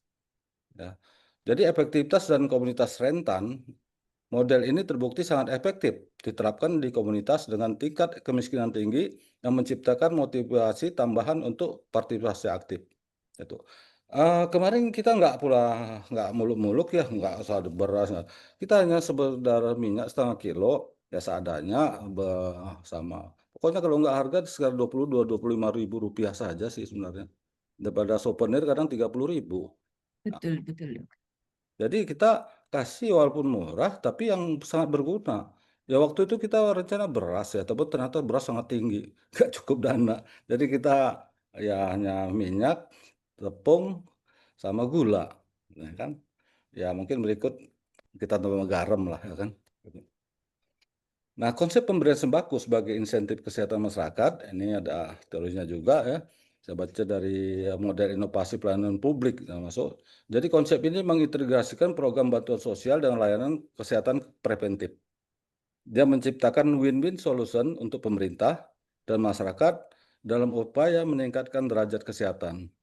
Jadi dia merupakan suatu kebutuhan dasar dari win-win solution masyarakat yang dibutuhkan. Targetnya adalah fokus pada keluarga prasejahtera, pada perempuan usia 30 sampai 50. Jadi insentif kesehatan sembako diberikan sebagai apresiasi ya, partisipasi dalam program screening kanker. Jadi hadiah lah gitu. Nah, sebenarnya kita jangan di situ sebenarnya kita harus masuk penyuluhan-penyuluhan semua. Jadi bukan hanya sekedar karena ada beberapa yang sekedar hanya tujuannya sembako, tapi ternyata dia meningkat kesadarannya. Ya, ya. Bisa dia seluruh pada penyuluhan-penyuluhan dengan dilakukan juga itu apa testimoni. Testimoni apa namanya yang penderita yang ngalamin itu betapa menderitanya dia, betapa dan dia sembuh gitu. Nah, Tuh. itu biar ya sebenarnya kemarin seperti kita di KI pusat juga begitu. Waduh, pada nangis semua itu peserta. Ya, udah hebat. Mungkin apa gitu kita rangkul. Jadi untuk screening cancer ini kita nggak bisa hanya POGI, hanya HOGI, hanya kementerian. Pasien juga kita ikut sertakan. Pasien semua harus kita ikut sertakan sebagai testimoni pada saat kita penyuluhan-penyuluhan. Dia akan betapa dia telah meninggal keluarga, betapa dia antara hidup dan mati. Jadi takut dia pasien itu, ya sebagai untuk menggugah perasaan orang. Nah, jadi strategi integrasi ketiga model bantuan sosial tadi, ya kita ada lakukan IFA, kemudian ini sudah jelas ada program nasional distribusi APP dan Nah, kemarin kita hanya melakukan untuk sementara hanya untuk perbandingan aja kita ambil di Kota Jambi. Kebetulan di Kota Jambi sudah dapat 6.000 unit kit, itu berbeda unit kit APP-DNA dan itu hampir gelombang pertama 5.200-an itu habis. Jadi memang udah gerak aktif udah lama ya kita semenjak itu. Kemudian ada tambahan, itulah yang kita kerjakan. Nah, tahun ini juga Provinsi Jambi mendapatkan 40.000 unit kit. Nah, untuk disebar ke kabupaten-kabupaten. Jadi yang sayangnya OJT belum. Nah, jadi kita minta supaya jangan terfokus pada OJT. Bila perlu cabang ke Jambi mengadakan OJT sendiri. Ya. Seperti waktu kita Gadar Matneo, kan cabang yang ngadakan. Nah, kalau nunggu pusat kapan lagi kita ini? Ini keburu kadaluarsa nanti HPP kitnya. Nah, tapi udah berapa provinsi sudah jalan. Kita hanya dua kabupaten kota yang belum, yaitu paling ujung perbatasan dengan Sumatera Barat, yaitu Sungai Penuh dan Kerinci. Kendala utamanya adalah labnya belum siap. Labnya belum siap, jadi untuk untuk pengiriman sampel ditakutkan nanti rusak. Nah, jadi itu belum, ya. Dia masih IPA dan ini. Tapi akan kita sebarkan semuanya nanti. Kemarin kita juga sudah jalan di Kabupaten Bungo ya sama ini. Tapi ya itu karena baru, jadi kita belum semua. Tapi dari dinas hanya menunggu OJT, saya bilang kita pelatihan sendiri kita bikin. Kalau nggak ada OJT, karena itu sangat mudah asal kita sama satu suara dalam bagaimana mengambil trik foto, bagaimana ya cara inform concern, satu suara semua nanti. Nah, baru diiringin kita nanti kalau ada ya bantuan sembako. Tadi saya sudah berbicara dengan Dinas Kesehatan, mungkin akan merekrut ada di beberapa kabupaten itu ada perusahaan-perusahaan ya seperti batu bara, minyak, ada itu. Nah, itu kalau bisa kita rekrut, kita minta ya kalau bisa setorannya ke masyarakat dong, jangan ke pejabat aja kan begitu. Nah, jadi yang kemudian saya juga sudah mencari yayasan-yayasan sosial ya, ada sih ya feedback dari mereka itu kan. Jadi tinggal ini. Jadi kita udah koordinasi semua ya. Nah, yang penting kita dapat bagaimana merubah perilaku kesehatan dan motivasi dan partisipasi itu sangat meningkat. Jadi yang paling penting utama adalah di lapangan. Sudah bertahun-tahun kita hanya banyak teori terus dengan berbagai ini segala macam ya, tapi nyatanya rendah. Kenapa? Di lapangan tidak ada action. Ini yang jadi masalah utama kalau menurut saya. Kita nggak usah banyak-banyak teori segala macam ini. Satu teori aja, action bergerak semua ke turun ke bawah. Saya rasa selesai itu semua. Dan merangkul semua komponen. Kita kemarin Pogi merangkul dari yang jelas Dinas Kesehatan, karena Dinas Kesehatan yang memegang HPP DNA dan juga dana dari Kemenkes jatuh ke Dinas Kesehatan. Jadi kita kombinasi ke dana itu, kita juga dapat bantuan dari kegiatan itu karena ini adalah salah satunya proyek dari Teleotipa pengembangan fase 3. Jadi ada kita bantuan yang nggak sebanyak sih, ya, tapi jadilah membantu untuk bakti sosial, ditambah lagi dari kas dari Pogi, ditambah lagi kas dari YKI, kita renteng masing-masing ini keluarin dana, ya. Akhirnya dapatlah itu kita berapa 300-an paket, maka yang kita sampaikan ya nanti akan berlanjut mungkin dari ini. Tapi alhamdulillah Bu Gubernur juga sudah menghubungin saya untuk minta rapat. Nah, seharusnya minggu ini teman minggu kemarin tapi sibuk banget kemarin Dr. Topan. Ini aja baru balik dari Jakarta. Ya, Nah, ya. mungkin insya Allah 2 minggu lagi ya kita udah saya koordinasikan mapping dulu semua, mapping semua permasalahan dari dinas provinsi kita akan bicara ke Bu Gubernur. Karena Bu Gubernur nanti akan kita rapat bersama seluruh komponen, baik ormas, tokoh masyarakat, dharma wanita, dan juga ya OP-OP ini semua dipanggilin, termasuk dari DPR. Kita mau rapat bersama, ngatasi ini semua. Nah, itu permintaan dari Bu Gubernur. Semoga aja terrealisasi. Ya. Jadi kita yang paling penting bagaimana meningkatkan kesadaran melalui edukasi, sosialisasi, program terintegrasi sembako screening tadi. Ya banyak para petinggi juga kan karena sembako juga naiknya. Nah, screening ini ternyata perlu juga sembako untuk dituntaskan. Nah, itu aja sih. karena budaya masyarakat kita, itu yang kita harus pahami. Kemudian kita bagi motivasi sembako sebagai motivator eksternal, ya sebenarnya eksternal ya, mengurangi barier ekonomi, sebenarnya jangan itu utama, tapi ini adalah jembatan kita, bagaimana untuk membuka kesadaran mereka, motivasi mereka di situ. Jadi kita jangan kalau bisa hanya sekedar memberi, tapi bagaimana dia tahu pengetahuannya meningkat dan tahu kenapa harus di-screening dan tahu dia kalau bahayanya mencapai kanker serviks. Itu target utama kita itu sebenarnya. Jadi jangan sembako ini tujuan utama, tapi sembako adalah hanya jembatan untuk mencapai goalnya kita. Kanker serviks musnah di Indonesia. Nah, itu aja nanti. Nah, baru in action-nya gimana? Bersama kita semua, menggunakan semua metode, menggunakan semua komponen masyarakat. Ya, makanya kemarin apa yang kita gunakan? Seperti misalnya krayo. Krayo kan terbatas. Kalau kita fokus ke krayo saja, atau nanti kita, oh nanti ada ini, thermal ablasi. Sampai detik ini kita belum ada di sini. Apakah harus menunggu? Tidak, ya silahkan program thermal ablasi. Tapi selama itu tidak ada, kita bergerak, pakai saja TCE. Itu aja saya bilang. Daripada nggak diapa-apain, daripada nunggu thermal ablasi. Karena nanti Iya. belum thermal ablasi, nanti berubah lagi program pemerintah, kan begitu. Itu kita nggak, ini yang merusak sebenarnya tatanan kita sebenarnya. Kita fokus lah gitu. Ya. Jadi oke, TCE mungkin masih kalah sama thermal ablasi, tapi selama itu nggak ada, tetap kita jalankan. Jadi kemarin saya sudah bagi beberapa TCE yang kita sumbang dari YKI, karena dari YKI pusat sendiri kita sudah menyumbangkan beberapa puskesmas itu krayo, tapi banyak nggak jalan. Kenapa? Tidak disupport oleh Pemdanya. Banyak yang masuk gudang. Iya. Tapi memang alhamdulillah kalau di Kota Jambi masih banyak yang jalan. Nah itu mungkin yang di kabupaten karena tabung itu bisa 4 orang. Satu tabung 2 juta. Artinya Iya, betul. dia perlu satu orang untuk krayo perlu 500.000, belum OBHP yang lain.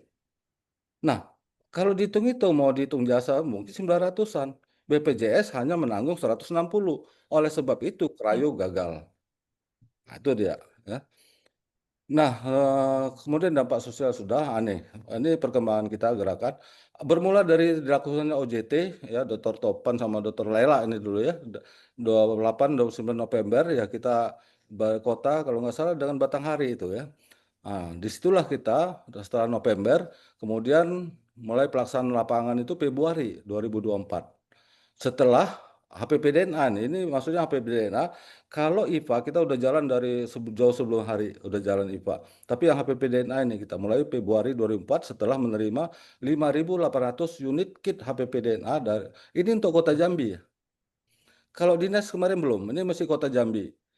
Nah, Februari kita mulai jalan, kita dapatkan ini 5.200-an ya peserta screening yang ikut, curiga kanker 5, IPA positif 56, IPA negatif 4.000, ya ini ya sisanya lah gitu. Yang dilakukan krayo. Nah, kemudian kita pernah habis ya Juli, nah, itu kita hanya IPA. Kemudian tambah lagi 200 unit, itulah yang kita gerakkan sekarang hingga mencapai 6.000 unit.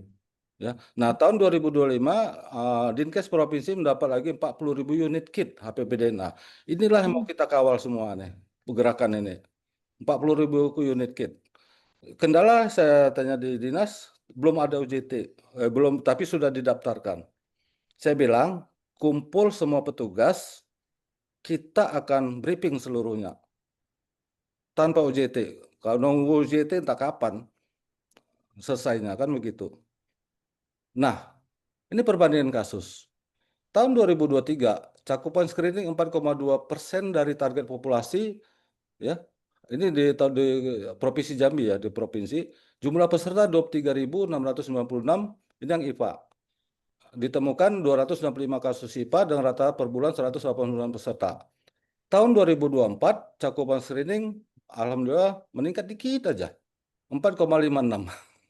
Ya, dari target populasi 256 dapat 2002 peserta. Nah, di sini kita tanggal 15 mulai kita lakukan kegiatan pertama, terakhir tanggal 25 ya sama 10 hari. 5 lokasi di Kota Jambi dengan peserta 326 mengikuti screening IPA. Kita menggunakan IPA, HPP DNA, dan Telo Otipa plus sembako. Didapatilah IPA 10 peserta. Ya, sebenarnya ini kita win-win solution, menjalankan program pemerintah IPA dan HPP DNA. Telo Otipa kita masukkan karena untuk membantu pengembangan penyempurnaan dari penelitian program Telo Otipa. Nah, karena kita udah tahu bahwa ada, Telo itu kurang akurat. Justru itulah kita lakukan. Kapan kita nggak membantu saudara kita sendiri? Kita bikin produk Indonesia. Ngapain kita nunggu yang Swedia, yang Jepang? Betul. Ini sesuai budaya. Dan Pak Menkes sudah sangat-sangat antusias. Kalau bisa disesuaikan dengan budaya dan kultur masyarakat Indonesia, Telo Otipa ini. Nah inilah ya. Sekarang yang baru jalan baru Lampung, Bengkulu, Sumatera Selatan, Jambi, dan Babel. Nah, gimana cabang-cabang POGI lain kalau mau membantu? Nah, mencapai target tadi. Jangan jutaan mungkin nanti sampel bisa lebih akurat, jangan bisa sampai 99,99% Telo Otipa ini dengan sampel yang lebih banyak. Jadi ini masih penyempurnaan kan gitu. Ya kita mungkin Dr. Prita, kita komunikasi dengan Tri ya Palembang nanti kalau mau mengembangkan ini ya kita bantu gitu. Nah ini kegiatan kita diawalin dari pelatihan dari penggunaan Telo Otipa beberapa petugas perwakilan dari daerah-daerah di Palembang.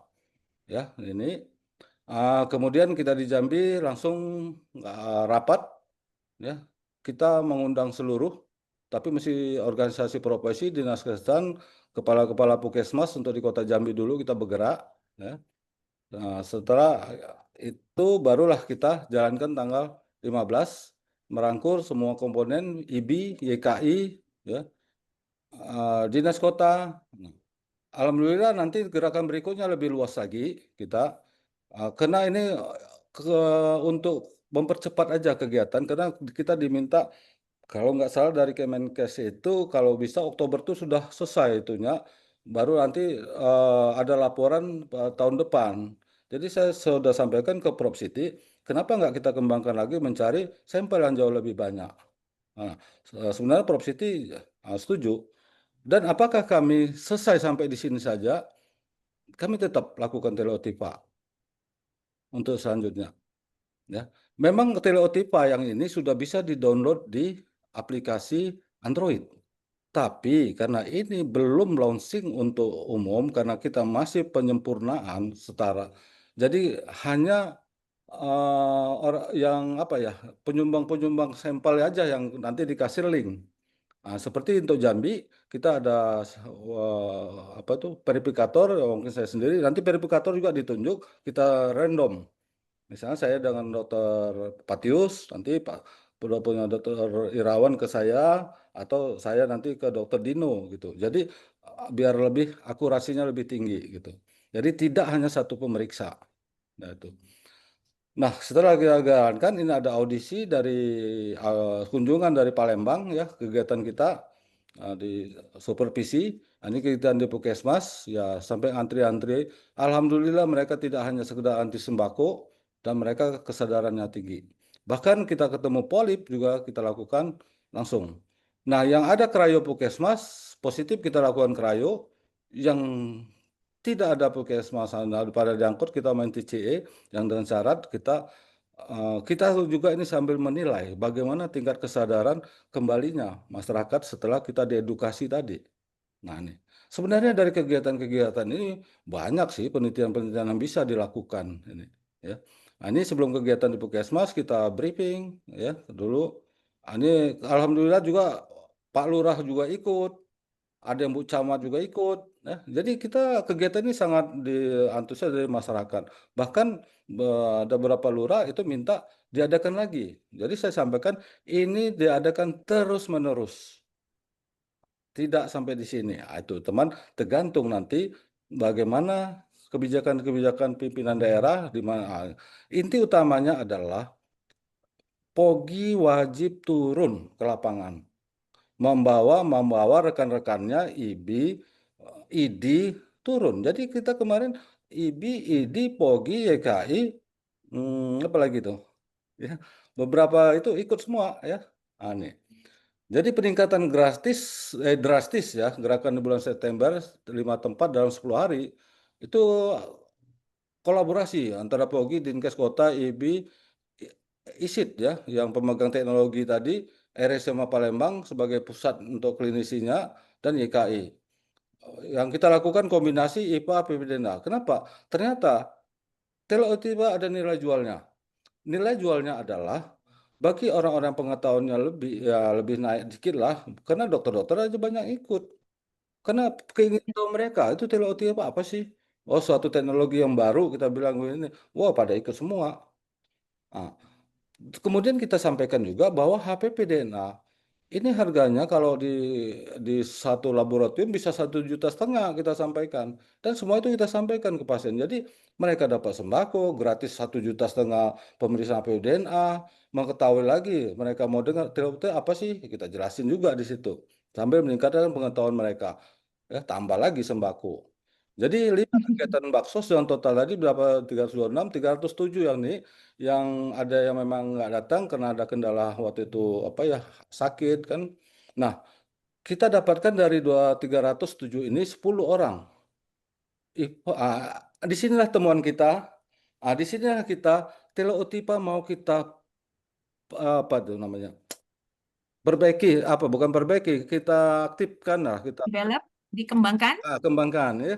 Di sini kita temukan ada IPA negatif dengan teleotipa positif itu sebanyak 59 orang. Dan ini juga kita temukan pada buatan-buatannya Jepang sama Korea itu tadi. Disinilah mau kita sempurnakan di sini. Ya. Nah, pembiayaan waktu kegiatan kami adalah bantuan dari Kemenkes, ya terus terang, dan kegiatan itu kita dapat dari bantuan Kemenkes 11.800.000, sisanya dari POGI dan YKI. Nah, itu aja. Jadi 3 ini kegiatan kemarin penyandang dana. Nah, Ini kurang 2 menit ya dok. ya oke. Nah, capaian screening ya ini manfaatnya adanya kolaborasi yang terbentuknya tim solid. Nah, ini yang paling penting ini, tim solid terbentuk antara POGI, Pemda, Dinkes, IBI, YKI, tokoh masyarakat, institusi pendidikan dan penelitian. Dan bergerak semua. Ya di situ hmm, ini teori aja ya. Saya rasa selesai, Dokter Prita. Luar biasa dokter. Jadi dari yang dokter terangkan ini, jadi kelihatan jejaknya. Jadi kelihatan jejak seorang pasien dan jejak kegiatan itu di mana ada jejak orang yang di screening. Nah, jejak orang yang di screening tampak ya dok ya. Dalam artian terdokumentasi ya dok ya nantinya. Terdokumentasi dan baik. Justru Dalam apa? dalam apa dok terdokumentasi? Hitam. Kan sudah mau panen lagi, bentar lagi. Terdokumentasi panen. di Akan mana juga dok ya? anunya? di mute aja dulu. Iya, ini Kayaknya bocor ya, bocor. sedang dicari dok. Ini di mana dok? Nah, terdokumentasi ya dok ya Di Teleotipa tadi, kita juga di punya Teleotifa. kita Baik. punya database. Dinkes dengan database, kita POGI punya database nanti ya. Di Teleotipa juga punya gitu. Jadi Baik. jadi gini kegiatan kita ini IFA dengan Teleotipa itu kita laporannya ke Palembang. IFA dan APPDNA kan ke Dinkes ke Menkes. Nah, Dua gitu. Ya, dok. Ya, dok. jadi kan kita kombinasi antara suatu penelitian dengan program pemerintah gitu. Jadi kita beda laporannya. Nah, Oh, jadi yang pegang dua-duanya ya kita sendiri. dua-duanya. Ya, baik, dok. Baik, dok. Jadi tadinya saya bingung deh, dok, terkait dengan screening. Nah, ternyata yang dimaksud dengan screening itu adalah 35 sampai 65 tahun 2 kali ya, dok ya. Karena kan cakupan screening. Nah, cakupan screening ini tiap apa, ternyata itu ya dok ya. Jadi kalau yang dimaksud dengan laporan cakupan screening itu tiap apa dok? Ya kalau kita sebenarnya di Hogi ya Dokter Topan ya, kalau misalnya ini ya IPA itu kan biasanya setahun sekali kalau rutinitas kita dulu ya. Kalau yang berbasis cairan Pasmir itu bisa 3 tahun. Kalau yang konvensional setahun sekali. Tapi kalau APDNA kita bisa 5 tahun sekali. Tapi kalau Oh, pemerintah ini kalau APDNA dengan IPA itu bisa hanya 2 kali seumur hidup. Tuh, siap dok.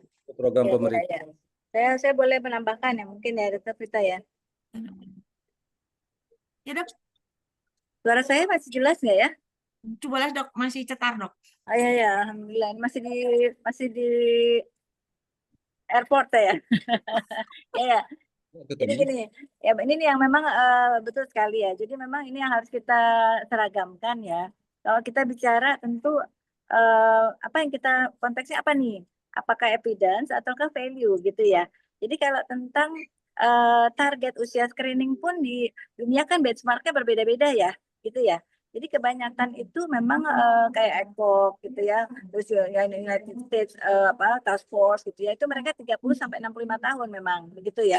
Itu juga termasuk benchmark kita gitu. Ini juga termasuk peran dari profesi nih, Bapak Ibu sekalian ya. Jadi terkait dengan usia screening kanker serviks, di awal dulu adalah berdasarkan Pandu PTM, pelayanan terpadu PTM itu menetapkan usia 30 sampai 50 tahun di Indonesia. Untuk target screening perempuan Indonesia 30 sampai 50 tahun kanker serviks. Tapi waktu itu Hogi, kami udah tahun 2021 ya mungkin ya. Jadi menyampaikan surat ya kepada Kementerian Kesehatan bahwa ini harus diperluas. Karena apa? Kita memang mengusulkan itu 25 sampai 65 tahun.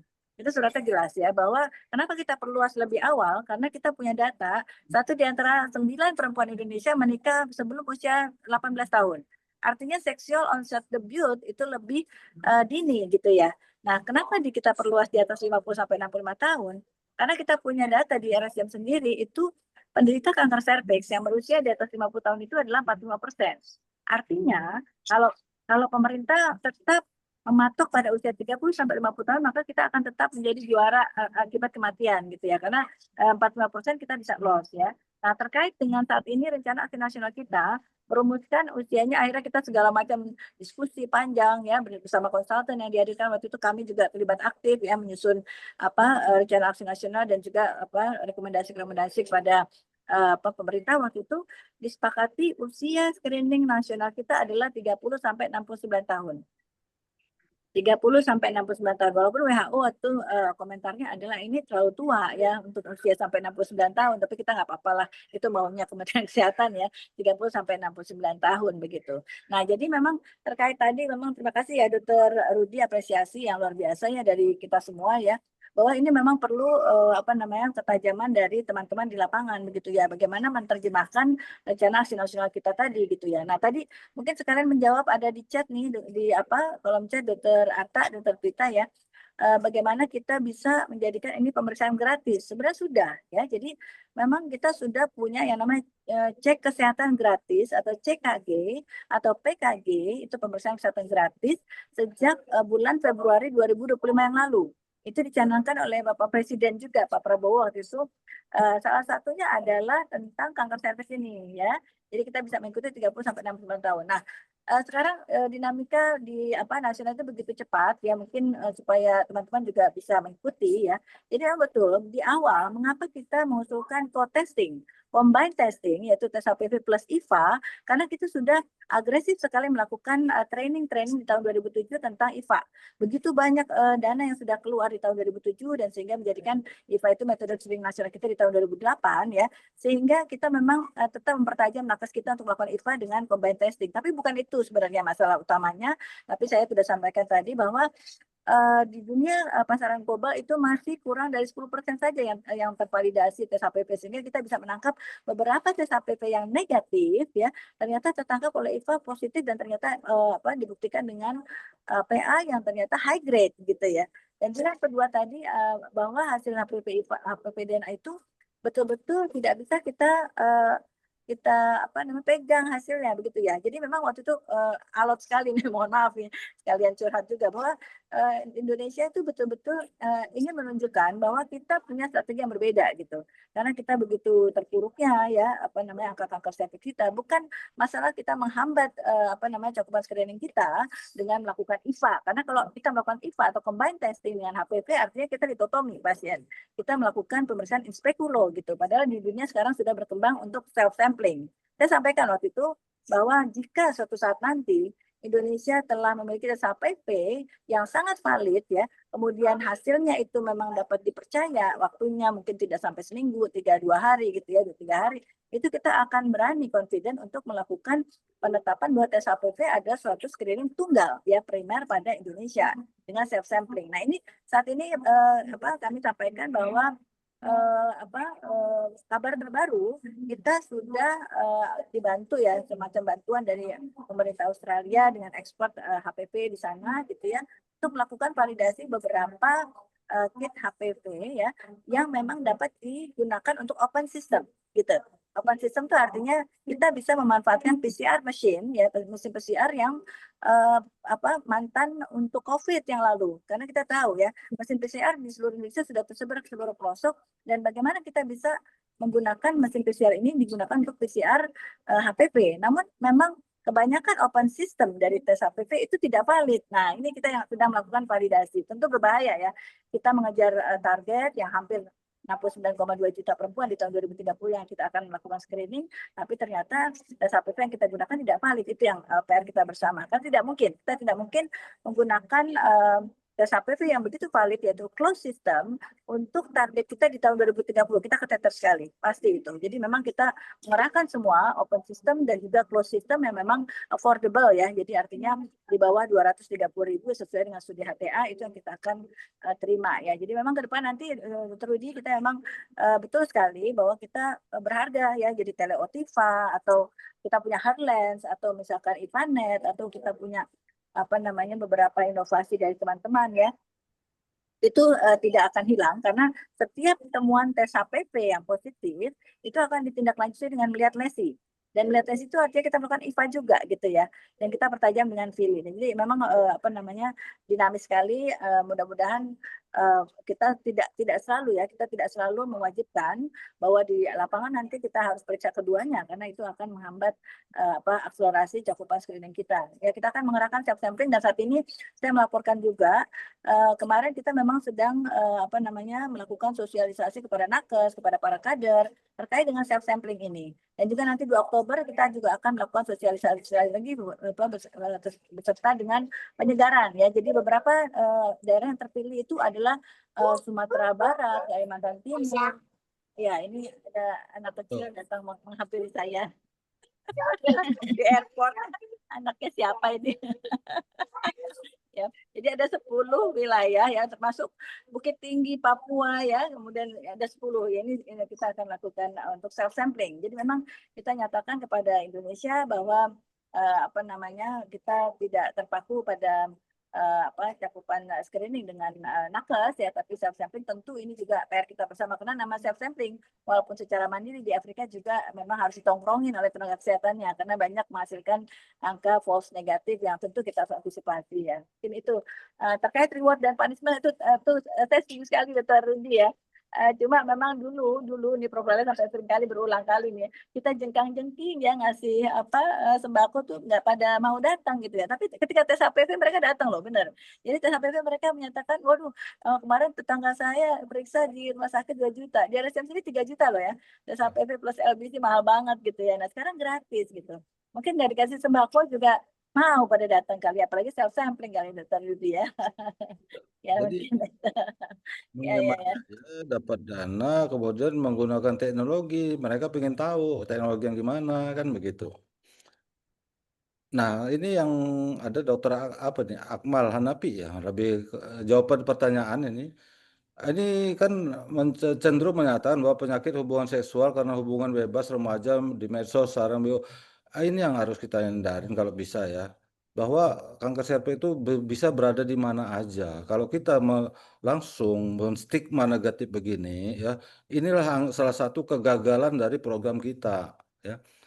Ada orang yang justru kebanyakan yang nggak ganti-ganti pasangan juga bisa kena kanker serviks kan begitu. Kanker serviks di mana aja di mana-mana dan harus kita ketahui ya 80% sebenarnya wanita itu sudah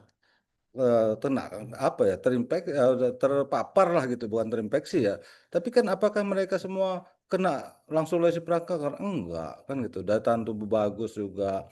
Ada penelitian juga di eskalator Di eskalator mall juga ada PPDNA, di engkol pintu rumah sakit ada PPDNA. Jadi jangan, inilah yang membuat kadang malu berobat, nanti takut ketahuan, nanti dibilang, oh ganti-ganti pasangan langsung. Nah, apa cap begitu yang harus kita hindarin. Ya. Ya, betul. Jadi shifting paradigm ya, menggeser paradigma bahwa mohon maaf ya, kita tidak menjudge setiap penderita kanker cervix itu memiliki sexual behavior yang tertentu gitu ya, bahwa setiap perempuan berisiko itu yang selalu kita sampaikan ya, tidak memandang siapapun pasangan seksual kita itu.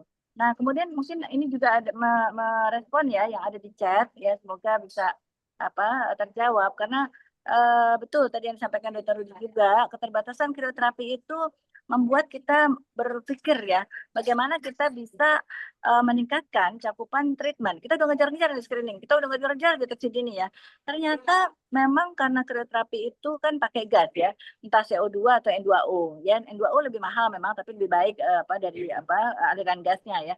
Namun itu hanya bisa dengan diangkut lewat transport darat gitu ya, sehingga banyak sekali di daerah yang sering terjadi kekosongan dan juga masalah kompetensi. Kami sudah menyampaikan sampai waktu itu sejak Prof. Nila Muluk ya sebagai Menteri Kesehatan, kami sudah sampaikan buku ya, alhamdulillah itu kami yang menyusun bagaimana kita bisa menguatkan tenaga kesehatan kita untuk melakukan krioterapi. Tidak terbatas pada dokter umum, karena dokter umum itu seringkali mutasi ya, karena mutasi mereka dipindahkan atau misalkan menjadi PPDS, sehingga yang banyak yang stabil, yang stay di Paskes primer itu bidan gitu ya. Dan ini juga di guideline WHO di tahun 2013 saja dan diperkuat 2021 itu memang bidan terlatih atau bahkan perawat terlatih itu boleh melakukan krioterapi. Maka memang waktu itu kami sampaikan buku kami bahwa itu untuk diperluas kewenangan dan kompetensi klinis kepada bidan terlatih gitu ya. Mungkin bidan dulu yang kita ini kan. Nah, sehingga yang kita dapatkan data nasional waktu itu sangat terpuruk bahwa cakupan krioterapi hanya sekitar 35% saja, 35,5%. Itu luar biasa sedihnya ya. Udah pakai krioterapi yang sudah sangat sederhana tidak juga. Jadi memang saat ini pemerintah sudah merencanakan untuk mendistribusikan thermal ablation atau cold coagulation yang berenergi listrik gitu ya. Mudah-mudahan tidak ada satupun daerah di Indonesia yang memang tidak ada listriknya. Nah, terkait dengan TCA ini juga PR lama nih ya. Mohon maaf nih, sedikit saja. Jadi memang kita sudah sampaikan surat itu sejak tahun 2020-an mungkin ya kepada Bapak Menteri Kesehatan untuk payung hukum TCA.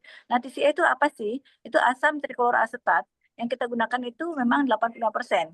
Secara evidence itu bisa bahkan terjadi clearance untuk HPV sampai 86%, tipe 16-18 gitu ya. Terjadi regresi ya, low grade maupun high grade gitu ya. Jadi memang itu kita minta perlindungan hukum. Mengapa? Karena maaf ya, MD Anderson Consultant yang dihadirkan ke Indonesia memang lebih prefer ya untuk cold coagulation dibandingkan TCA. Jadi sampai saat ini memang belum dinyatakan TCA sebagai suatu tindak lanjut terhadap temuan abnormal screening di Indonesia. Namun sekali lagi, kalau dalam ranah program Pak Rudi ya, mungkin di wilayah Jambi ya, kan memang terjadi sesuatu misalkan side effect yang memang bisa tolerable sekali, itu memang kita bisa menyatakan itu adalah di bawah tanggung jawab kita sebagai profesi yang menaungi pelaksanaan di lapangan. Mungkin itu ya Dr. Rudi ya.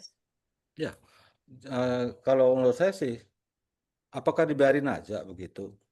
Itu aja. Katanya mau menurunkan, tapi kok ketemu dibiarin aja gitu. Masa nggak ada usaha?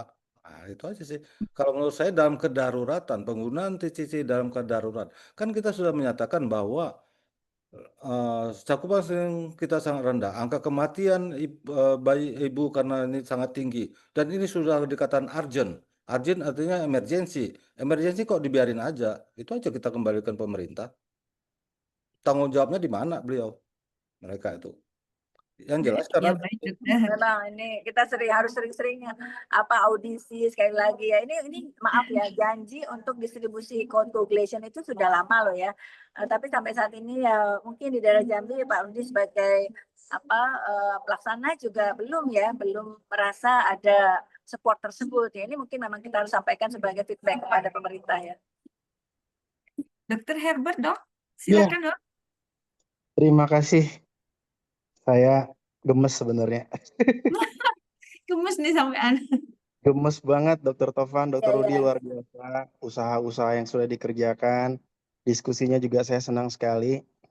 Tapi kembali lagi saya gemes seperti yang tadi Dokter Rudi sudah sampaikan, kita sudah mencanangkan segala macam inisiatif sejak tahun 2019 yang Dokter Tovan juga sudah ceritakan, kok angkanya tidak pernah membaik. Berarti benar kita kurang action. Dan ini adalah tanggung jawab kita sebagai garda terdepan kesehatan perempuan, di mana kasus kematian ibu dan angka kejadian kanker serviks ini sangat dekat dengan pekerjaan kita sebagai OPIN. Mungkin kalau stunting ada banyak faktor lain ya. Dari di sprint ini menurut saya dua hal ini harus digarap dengan serius oleh POGI. Bahkan ini menjadi suatu proyek yang urgent, kita bersama-sama tadi sepakat bahwa ini urgent. Artinya bukan berarti kita bekerja sendiri POGI-nya, tapi saya ingin PP POGI melalui ketua dan pengurusnya itu menetapkan bahwa dua hal ini harus kita kerjakan dengan serius. Pertama, angka dari setiap kejadian angka kematian ibu dan kejadian kanker serviks itu harus tercatat dengan baik di setiap kabupaten atau provinsi. Kemudian dari situ kita berharap setiap kali kita rapat kerja POGI atau PIT, itu kita sampaikan angka di tiap provinsi seperti apa. Lalu kita berikan penghargaan pada provinsi atau kabupaten yang secara persentase berhasil menurunkan angkanya dengan persentase terbesar. Saya kira ini sudah harus wajib kita kerjakan. Karena kalau tidak, semua orang kalau bermain tanpa dihitung angkanya akan berbeda. Begitu kita bermain dan angkanya dihitung, itu akan berbeda. Semua orang akan terbangun, ketua POGI cabang akan terbangun, pengurus POGI cabang akan terbangun. Wah, provinsi saya kok jelek sekali. Dan itu secara moral harusnya menjadi beban kita di setiap daerah. Memang betul, faktornya banyak sekali. Tapi mau nggak mau, harus kita yang juga ikut mengadvokasi. Apakah itu ke Pemda, apakah itu ke Dinas Kesehatan setempat, apakah itu ke IBI, ke ID.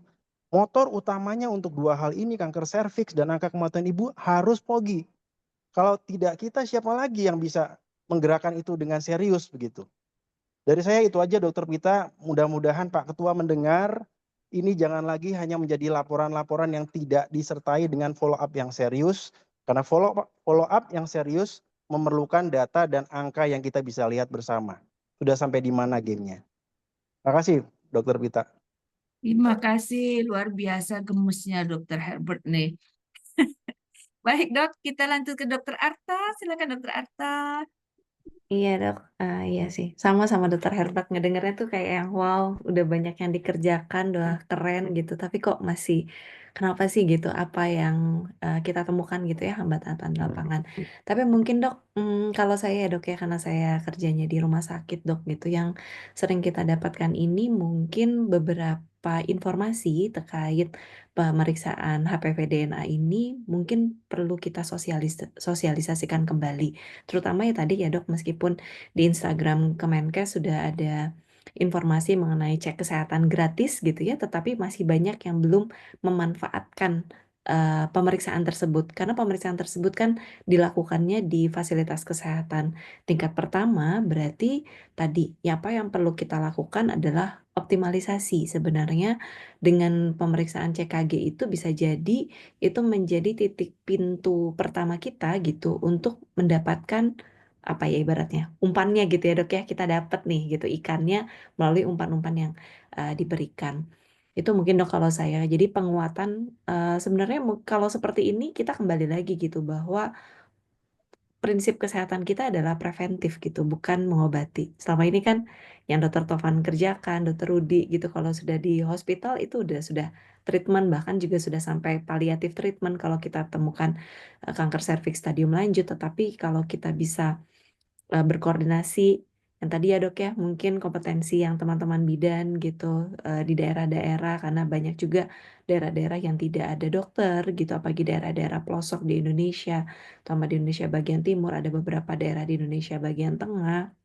Ini menjadi tantangan kita juga untuk berkolaborasi. Berarti mungkin kalau nanti kita akan melakukan advokasi tambahan, mungkin Dr. Tovan ke Kemenkes, kita juga melibatkan tidak hanya dirjen yang kesehatan lanjutan, tapi juga kesehatan primer, supaya program ini tetap keberlangsungannya tetap berjalan dengan baik.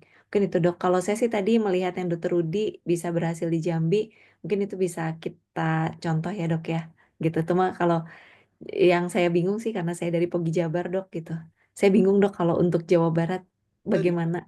Data kita kumpulin semua. Nanti yang kita beri TCE juga nanti akan kita cari feedbacknya. Kan 3 bulan lagi nanti kita cek ulang IPA-nya. Itu kita kumpulin semua. Kalau memang mencapai 80%, kenapa harus dihalangi oleh pihak Kemenkes kan? Gitu. Yang jelas kalau menurut saya ini urgent. Urgent adalah wajib lakukan sesuatu, bukan dibiarkan. Itu aja. Ya, setuju sih dok. Iya, tapi saya yakin kok sebenarnya karena Kemenkes memang kan sudah membuat juga ya dok ya bahwa perhatiannya saat ini terutama di daerah kanker. Jadi mereka juga sebenarnya kalau kita tidak memberikan informasi gitu ya, kayak tadi kata Dr. Tovan perlunya kita sering advokasi ya dok ya gitu ya advokasi kemudian kita memberikan informasi agar keberlangsungan kegiatan kita ini juga didukung oleh pihak pusat yang pengambil kebijakan.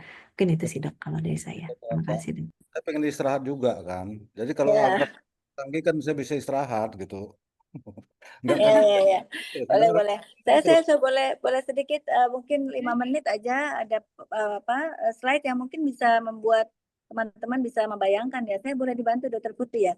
Jadi kalau tadi merespon Dokter Herbert nih, jangan sampai jadi slogan ya kan, 90, 70, 90 gitu ya. Nah, tentu harus kita ingat Indonesia bukan 90, 70, 90 saja, tapi 90, 75, 90 gitu ya. Karena waktu itu memang itu juga salah satu yang kita komporin nih ya, Bapak Ibu sekalian Duta Prita ya. Jadi kita punya masalah yang berbeda ya, tentu kita juga harus punya strategi yang berbeda gitu. Jangan hanya mengikuti WHO 90, 70, 90, akhirnya waktu itu ya Pak Menkes sudah 75 deh gitu ya. Nah, tapi ini konsekuensi besar buat kita semua ya. Kalau kita bayangkan Australia itu dia sudah memulai vaksinasi sejak tahun 2006 gitu ya untuk anak perempuan begitu.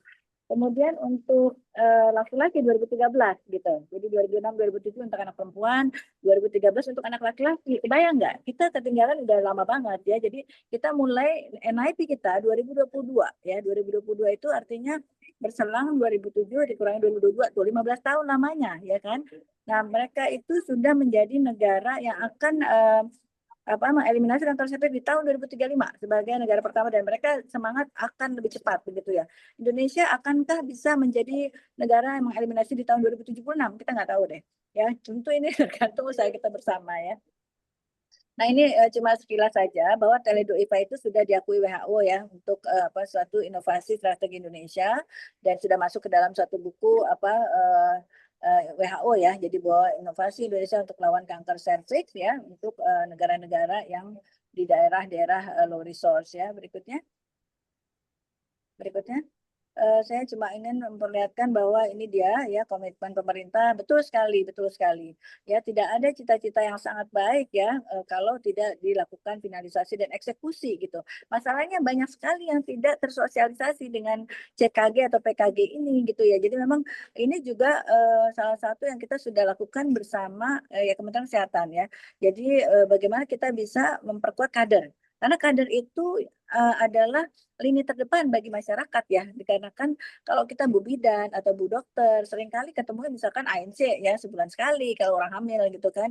Tapi kalau ibu kader tetangga kita tahu suaminya, kita tahu anaknya, oh ibu kader ini memang baik ya sebagai percontohan itu mereka akan nurut gitu. Nah itu yang kita harus kuatkan. Itu juga terjadi di negara Cina ya. Kita nggak usah selalu menjustifikasi atau misalkan kita kayak banyak alasan gitu ya Indonesia tuh penduduknya banyak segala macam gitu. Cina betapa banyaknya mereka ya. Mereka sudah mencapai target mereka 70% screening di daerah Changsha namanya Changsha ya. Mereka Mereka mengaktifkan kader door to door ya. Mereka jemput bola gitu. Itu udah tercapai di suatu wilayah provinsi di Cina gitu ya yang kalau kita ketemu orang tuh kayaknya lautan manusia ya. Ini saya baru pulang dari Beijing nih gaya ya. Ya berikutnya ya di toko mana-mana juga ketemu manusia lagi banyak banget orang di sana ya. Nah Nah, kalau terus inovasi ini saya sudah sampaikan tadi ya bahwa itu ide-ide kita sudah tersalurkan sebenarnya, tapi ke depan nanti ya mohon maaf ya bahwa pemeriksaan visualisasi ya entah itu dengan AI atau misalkan manual dengan naked eyes kita ya dengan IVA atau Fili atau misalnya dari Otiva, IVA dan segala macam itu memang kita tidak bisa jadikan sebagai screening primer utama kita lagi gitu ya. Karena itu akan sedikit mengurangi percepatan akselerasi kita melakukan pencapaian 75% tadi ya. Jadi memang kita sekarang memperkuat self-sampling. Self-sampling dengan sediaan kering ya. Jadi dengan sitobrush biasa yang mungkin itu harga ini sangat-sangat murah ya. Dan itu tidak membuat perempuan merasa terganggu ya. Karena sebelumnya self-sampling itu pakai brush yang besar ya. Jadi seakan-akan kayak dot bayi ya. Jadi gede banget gitu. Jadi pada takut gitu. Ini sudah menjadi percontohan yang sukses sekali di Malaysia ya. Ya berikutnya ini mungkin ada episode kedua kita nggak kelar-kelar nih kita diskusi nih Dokter Prita. Nah ini dia PR kita bersama nih Dokter Herbert nih kayaknya juga ya. Bagaimana kita bisa mengintegrasikan dengan satu sehat ya. Jadi mau cancer registry atau pre-cancer registry tadi itu yang sampaikan Dokter Rudi mau dipisahkan antara program, antara riset gitu ya. Memang kita harus menggunakan big data kita. Ya ini kelihatannya gampang ngomongnya tapi kan di POGI sendiri ada EMOP ya. Walaupun kata Dokter Herbert kok ininya namanya kok kayak pel-pelan ya EMOP. Tapi udah jadi tuh namanya sudahlah. Tapi kita harus kuatkan gitu ya. Di Hogi sendiri kami memiliki cancer registry yang alhamdulillah sejak tahun 2000 itu kita sudah punya data. Jadi udah 26 tahun kita punya data ya. Tapi untuk pre-cancer registry memang masih belum sukses rasanya ya. Nah, ini bagaimana kita bisa memisahkan antara pencatatan atau recording oleh pemerintah dengan non pemerintah gitu ya. Misalkan private sector, misalkan Dokter Arta atau Dokter Prita, Dokter dimanapun berada ya, melakukan katakanlah LBC ataupun pap smear, walaupun mohon maaf ya pap smear kita tidak jadikan sebagai metode screening nasional ya, boleh kita melakukan metode screening tersebut tapi tidak dijadikan misalkan covering by government gitu ya karena kita pakai HPV. Nah itu bagaimana kita bisa mencatatnya? Waktu itu saya iseng-iseng juga berbicara kepada Bu Direktur ini mantan pacarnya Prof Iko ya Bu Nadia Tarmizi ya itu bagaimana kita bisa seperti barcode gitu ya. Jadi sekali kita periksa IVA kah saja, misalkan tes HPV only saja gitu kan dengan atau pap smear saja di rumah sakit swasta itu bisa kayak di barcode ternyata udah langsung terintegrasi ke Satu Sehat misalkan dari private gitu ya. Jadi itu ternyata jawabannya tidak sesederhana itu. Ya, jadi memang ini kita sebenarnya membantu pemerintah bagaimana pemerintah bisa ringan ya pekerjaannya dengan berbagai pemikiran-pemikiran kita ya. Selama ini terus terang ya kami selalu dilibatkan alhamdulillah sampai saat ini kerjasama kita harmonis ya bersama teman-teman dari Direktorat PTM ya terkait dengan rekomendasi, terkait dengan sosialisasi, training dan segala macam ya. Nah, mungkin yang terakhir coba tampilkan yang vaksinasi dan HPV ini dokumentasi Dokter Putih ya. Bahwa ini juga penting bagaimana kita bisa ini ya bukan ya betul itu betul ini dia ini adalah waktu kita menghadiri launchingnya Nusagard ya mungkin teman-teman juga banyak yang belum tahu ya Nusagard itu apa ya Nusagard itu adalah Nusantara Gardasil ya jadi itu adalah vaksin yang kuadrivalen dari Gardasil 4 itu memang alih teknologi dengan Bio Farma ya kenapa jadi seperti itu karena kita tahu sekali shot itu 1.070.000 ya jadi itu memang sangat-sangat tersita dengan packagingnya sehingga pada Nusagard ini memang kita pakai file ya jadi kira-kira cuma satu kira-kira 400.000 saja ya jadi itu Nusantara Gardasil mudah-mudahan ke depan kita akan mengembangkan yang lebih banyak sesuai kita kembangkan untuk 52 juga mudah-mudahan ya tipe 52 yang banyak di general population kita ya kemudian yang rencana aksi nasional berikutnya. Nah ini juga kita berkolaborasi waktu itu kita hadir ya, Prof Yudi Mulyana juga hadir waktu itu. Dan ini yang penting ya bahwa tadi yang disebutkan Dr. Arta tadi ya, bahwa ini nggak berhenti nih. Pemerintah udah bagus nih rancangannya, udah grand design-nya bagus banget deh. Udah kayaknya udah nilainya udah 100 gitu ya. Tapi kita bisa lihat di sini betapa sulitnya gitu ya. Kita pertama lihat adalah yang service delivery itu kan yang pertama ya vaksinasi, screening dan treatment. Nah, sampai yang pilar keempat. Jadi kita punya 4 pilar, 10 prioritas dan 29 strategi. Kebayang nggak? Itu diterjemahkan semua detail dan sangat bagus sekali kalau saya baca ya. Nanti teman-teman juga bisa membacanya ya. Tapi terakhir kita bisa lihat di situ adalah kolaborasi ya. Jadi kolaborasi itu adalah sangat penting bagaimana kita bisa menggolkan semua cita-cita kita dengan apapun yang kita bisa lakukan begitu ya. Jadi ini kita bisa lihat bahwa di situ bagaimana proses kita menyusun RAN ya. Waktu itu kami terlibat aktif, kita juga terlibat aktif dan sampai peluncurannya di situ ada Ibu Direktur ya, kemudian Prof. Lala sebagai Ketua Satgas juga, saya juga bersama Pak Menteri waktu itu, dan mudah-mudahan ini juga bisa dipahami oleh semua dari teman-teman POGI dimanapun berada ya, gitu ya. Mudah-mudahan bisa terbayang apa yang sudah kita lakukan. Ya mungkin itu karena sudah malam ya, Dr. Prita ya. Seru sih, seru Baik. banget. Terima kasih Dr. Tovan, Dr. Rudi, Dr. Hanafi, dan Dr. Indrawan, Dr. Arta, Dr. Herbert, serta Prof. Iko. Dan sahabat sekalian, kita sudahi dulu dan saya akan kembalikan kepada MC dengan mengucapkan terima kasih kepada para pemateri dan semoga selalu sehat dan tetap bersemangat, serta teman-teman yang lain, no one left behind. Silakan menentukan apa yang akan kita kerjakan masing-masing. Silakan.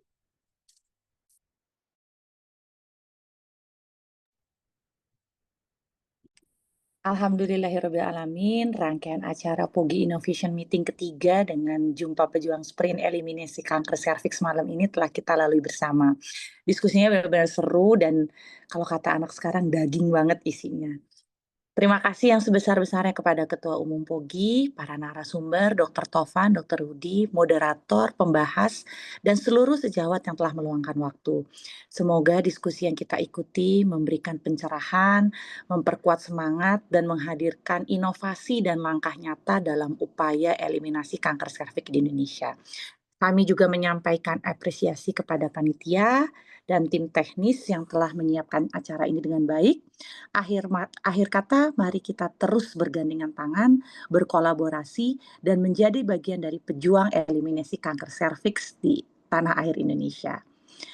Wassalamualaikum warahmatullahi wabarakatuh. Saya undur diri. Mohon maaf apabila kami masih ada kekurangan atau kesalahan. Sampai jumpa di POGI Innovation Meeting berikutnya. Assalamualaikum warahmatullahi wabarakatuh. Waalaikumsalam.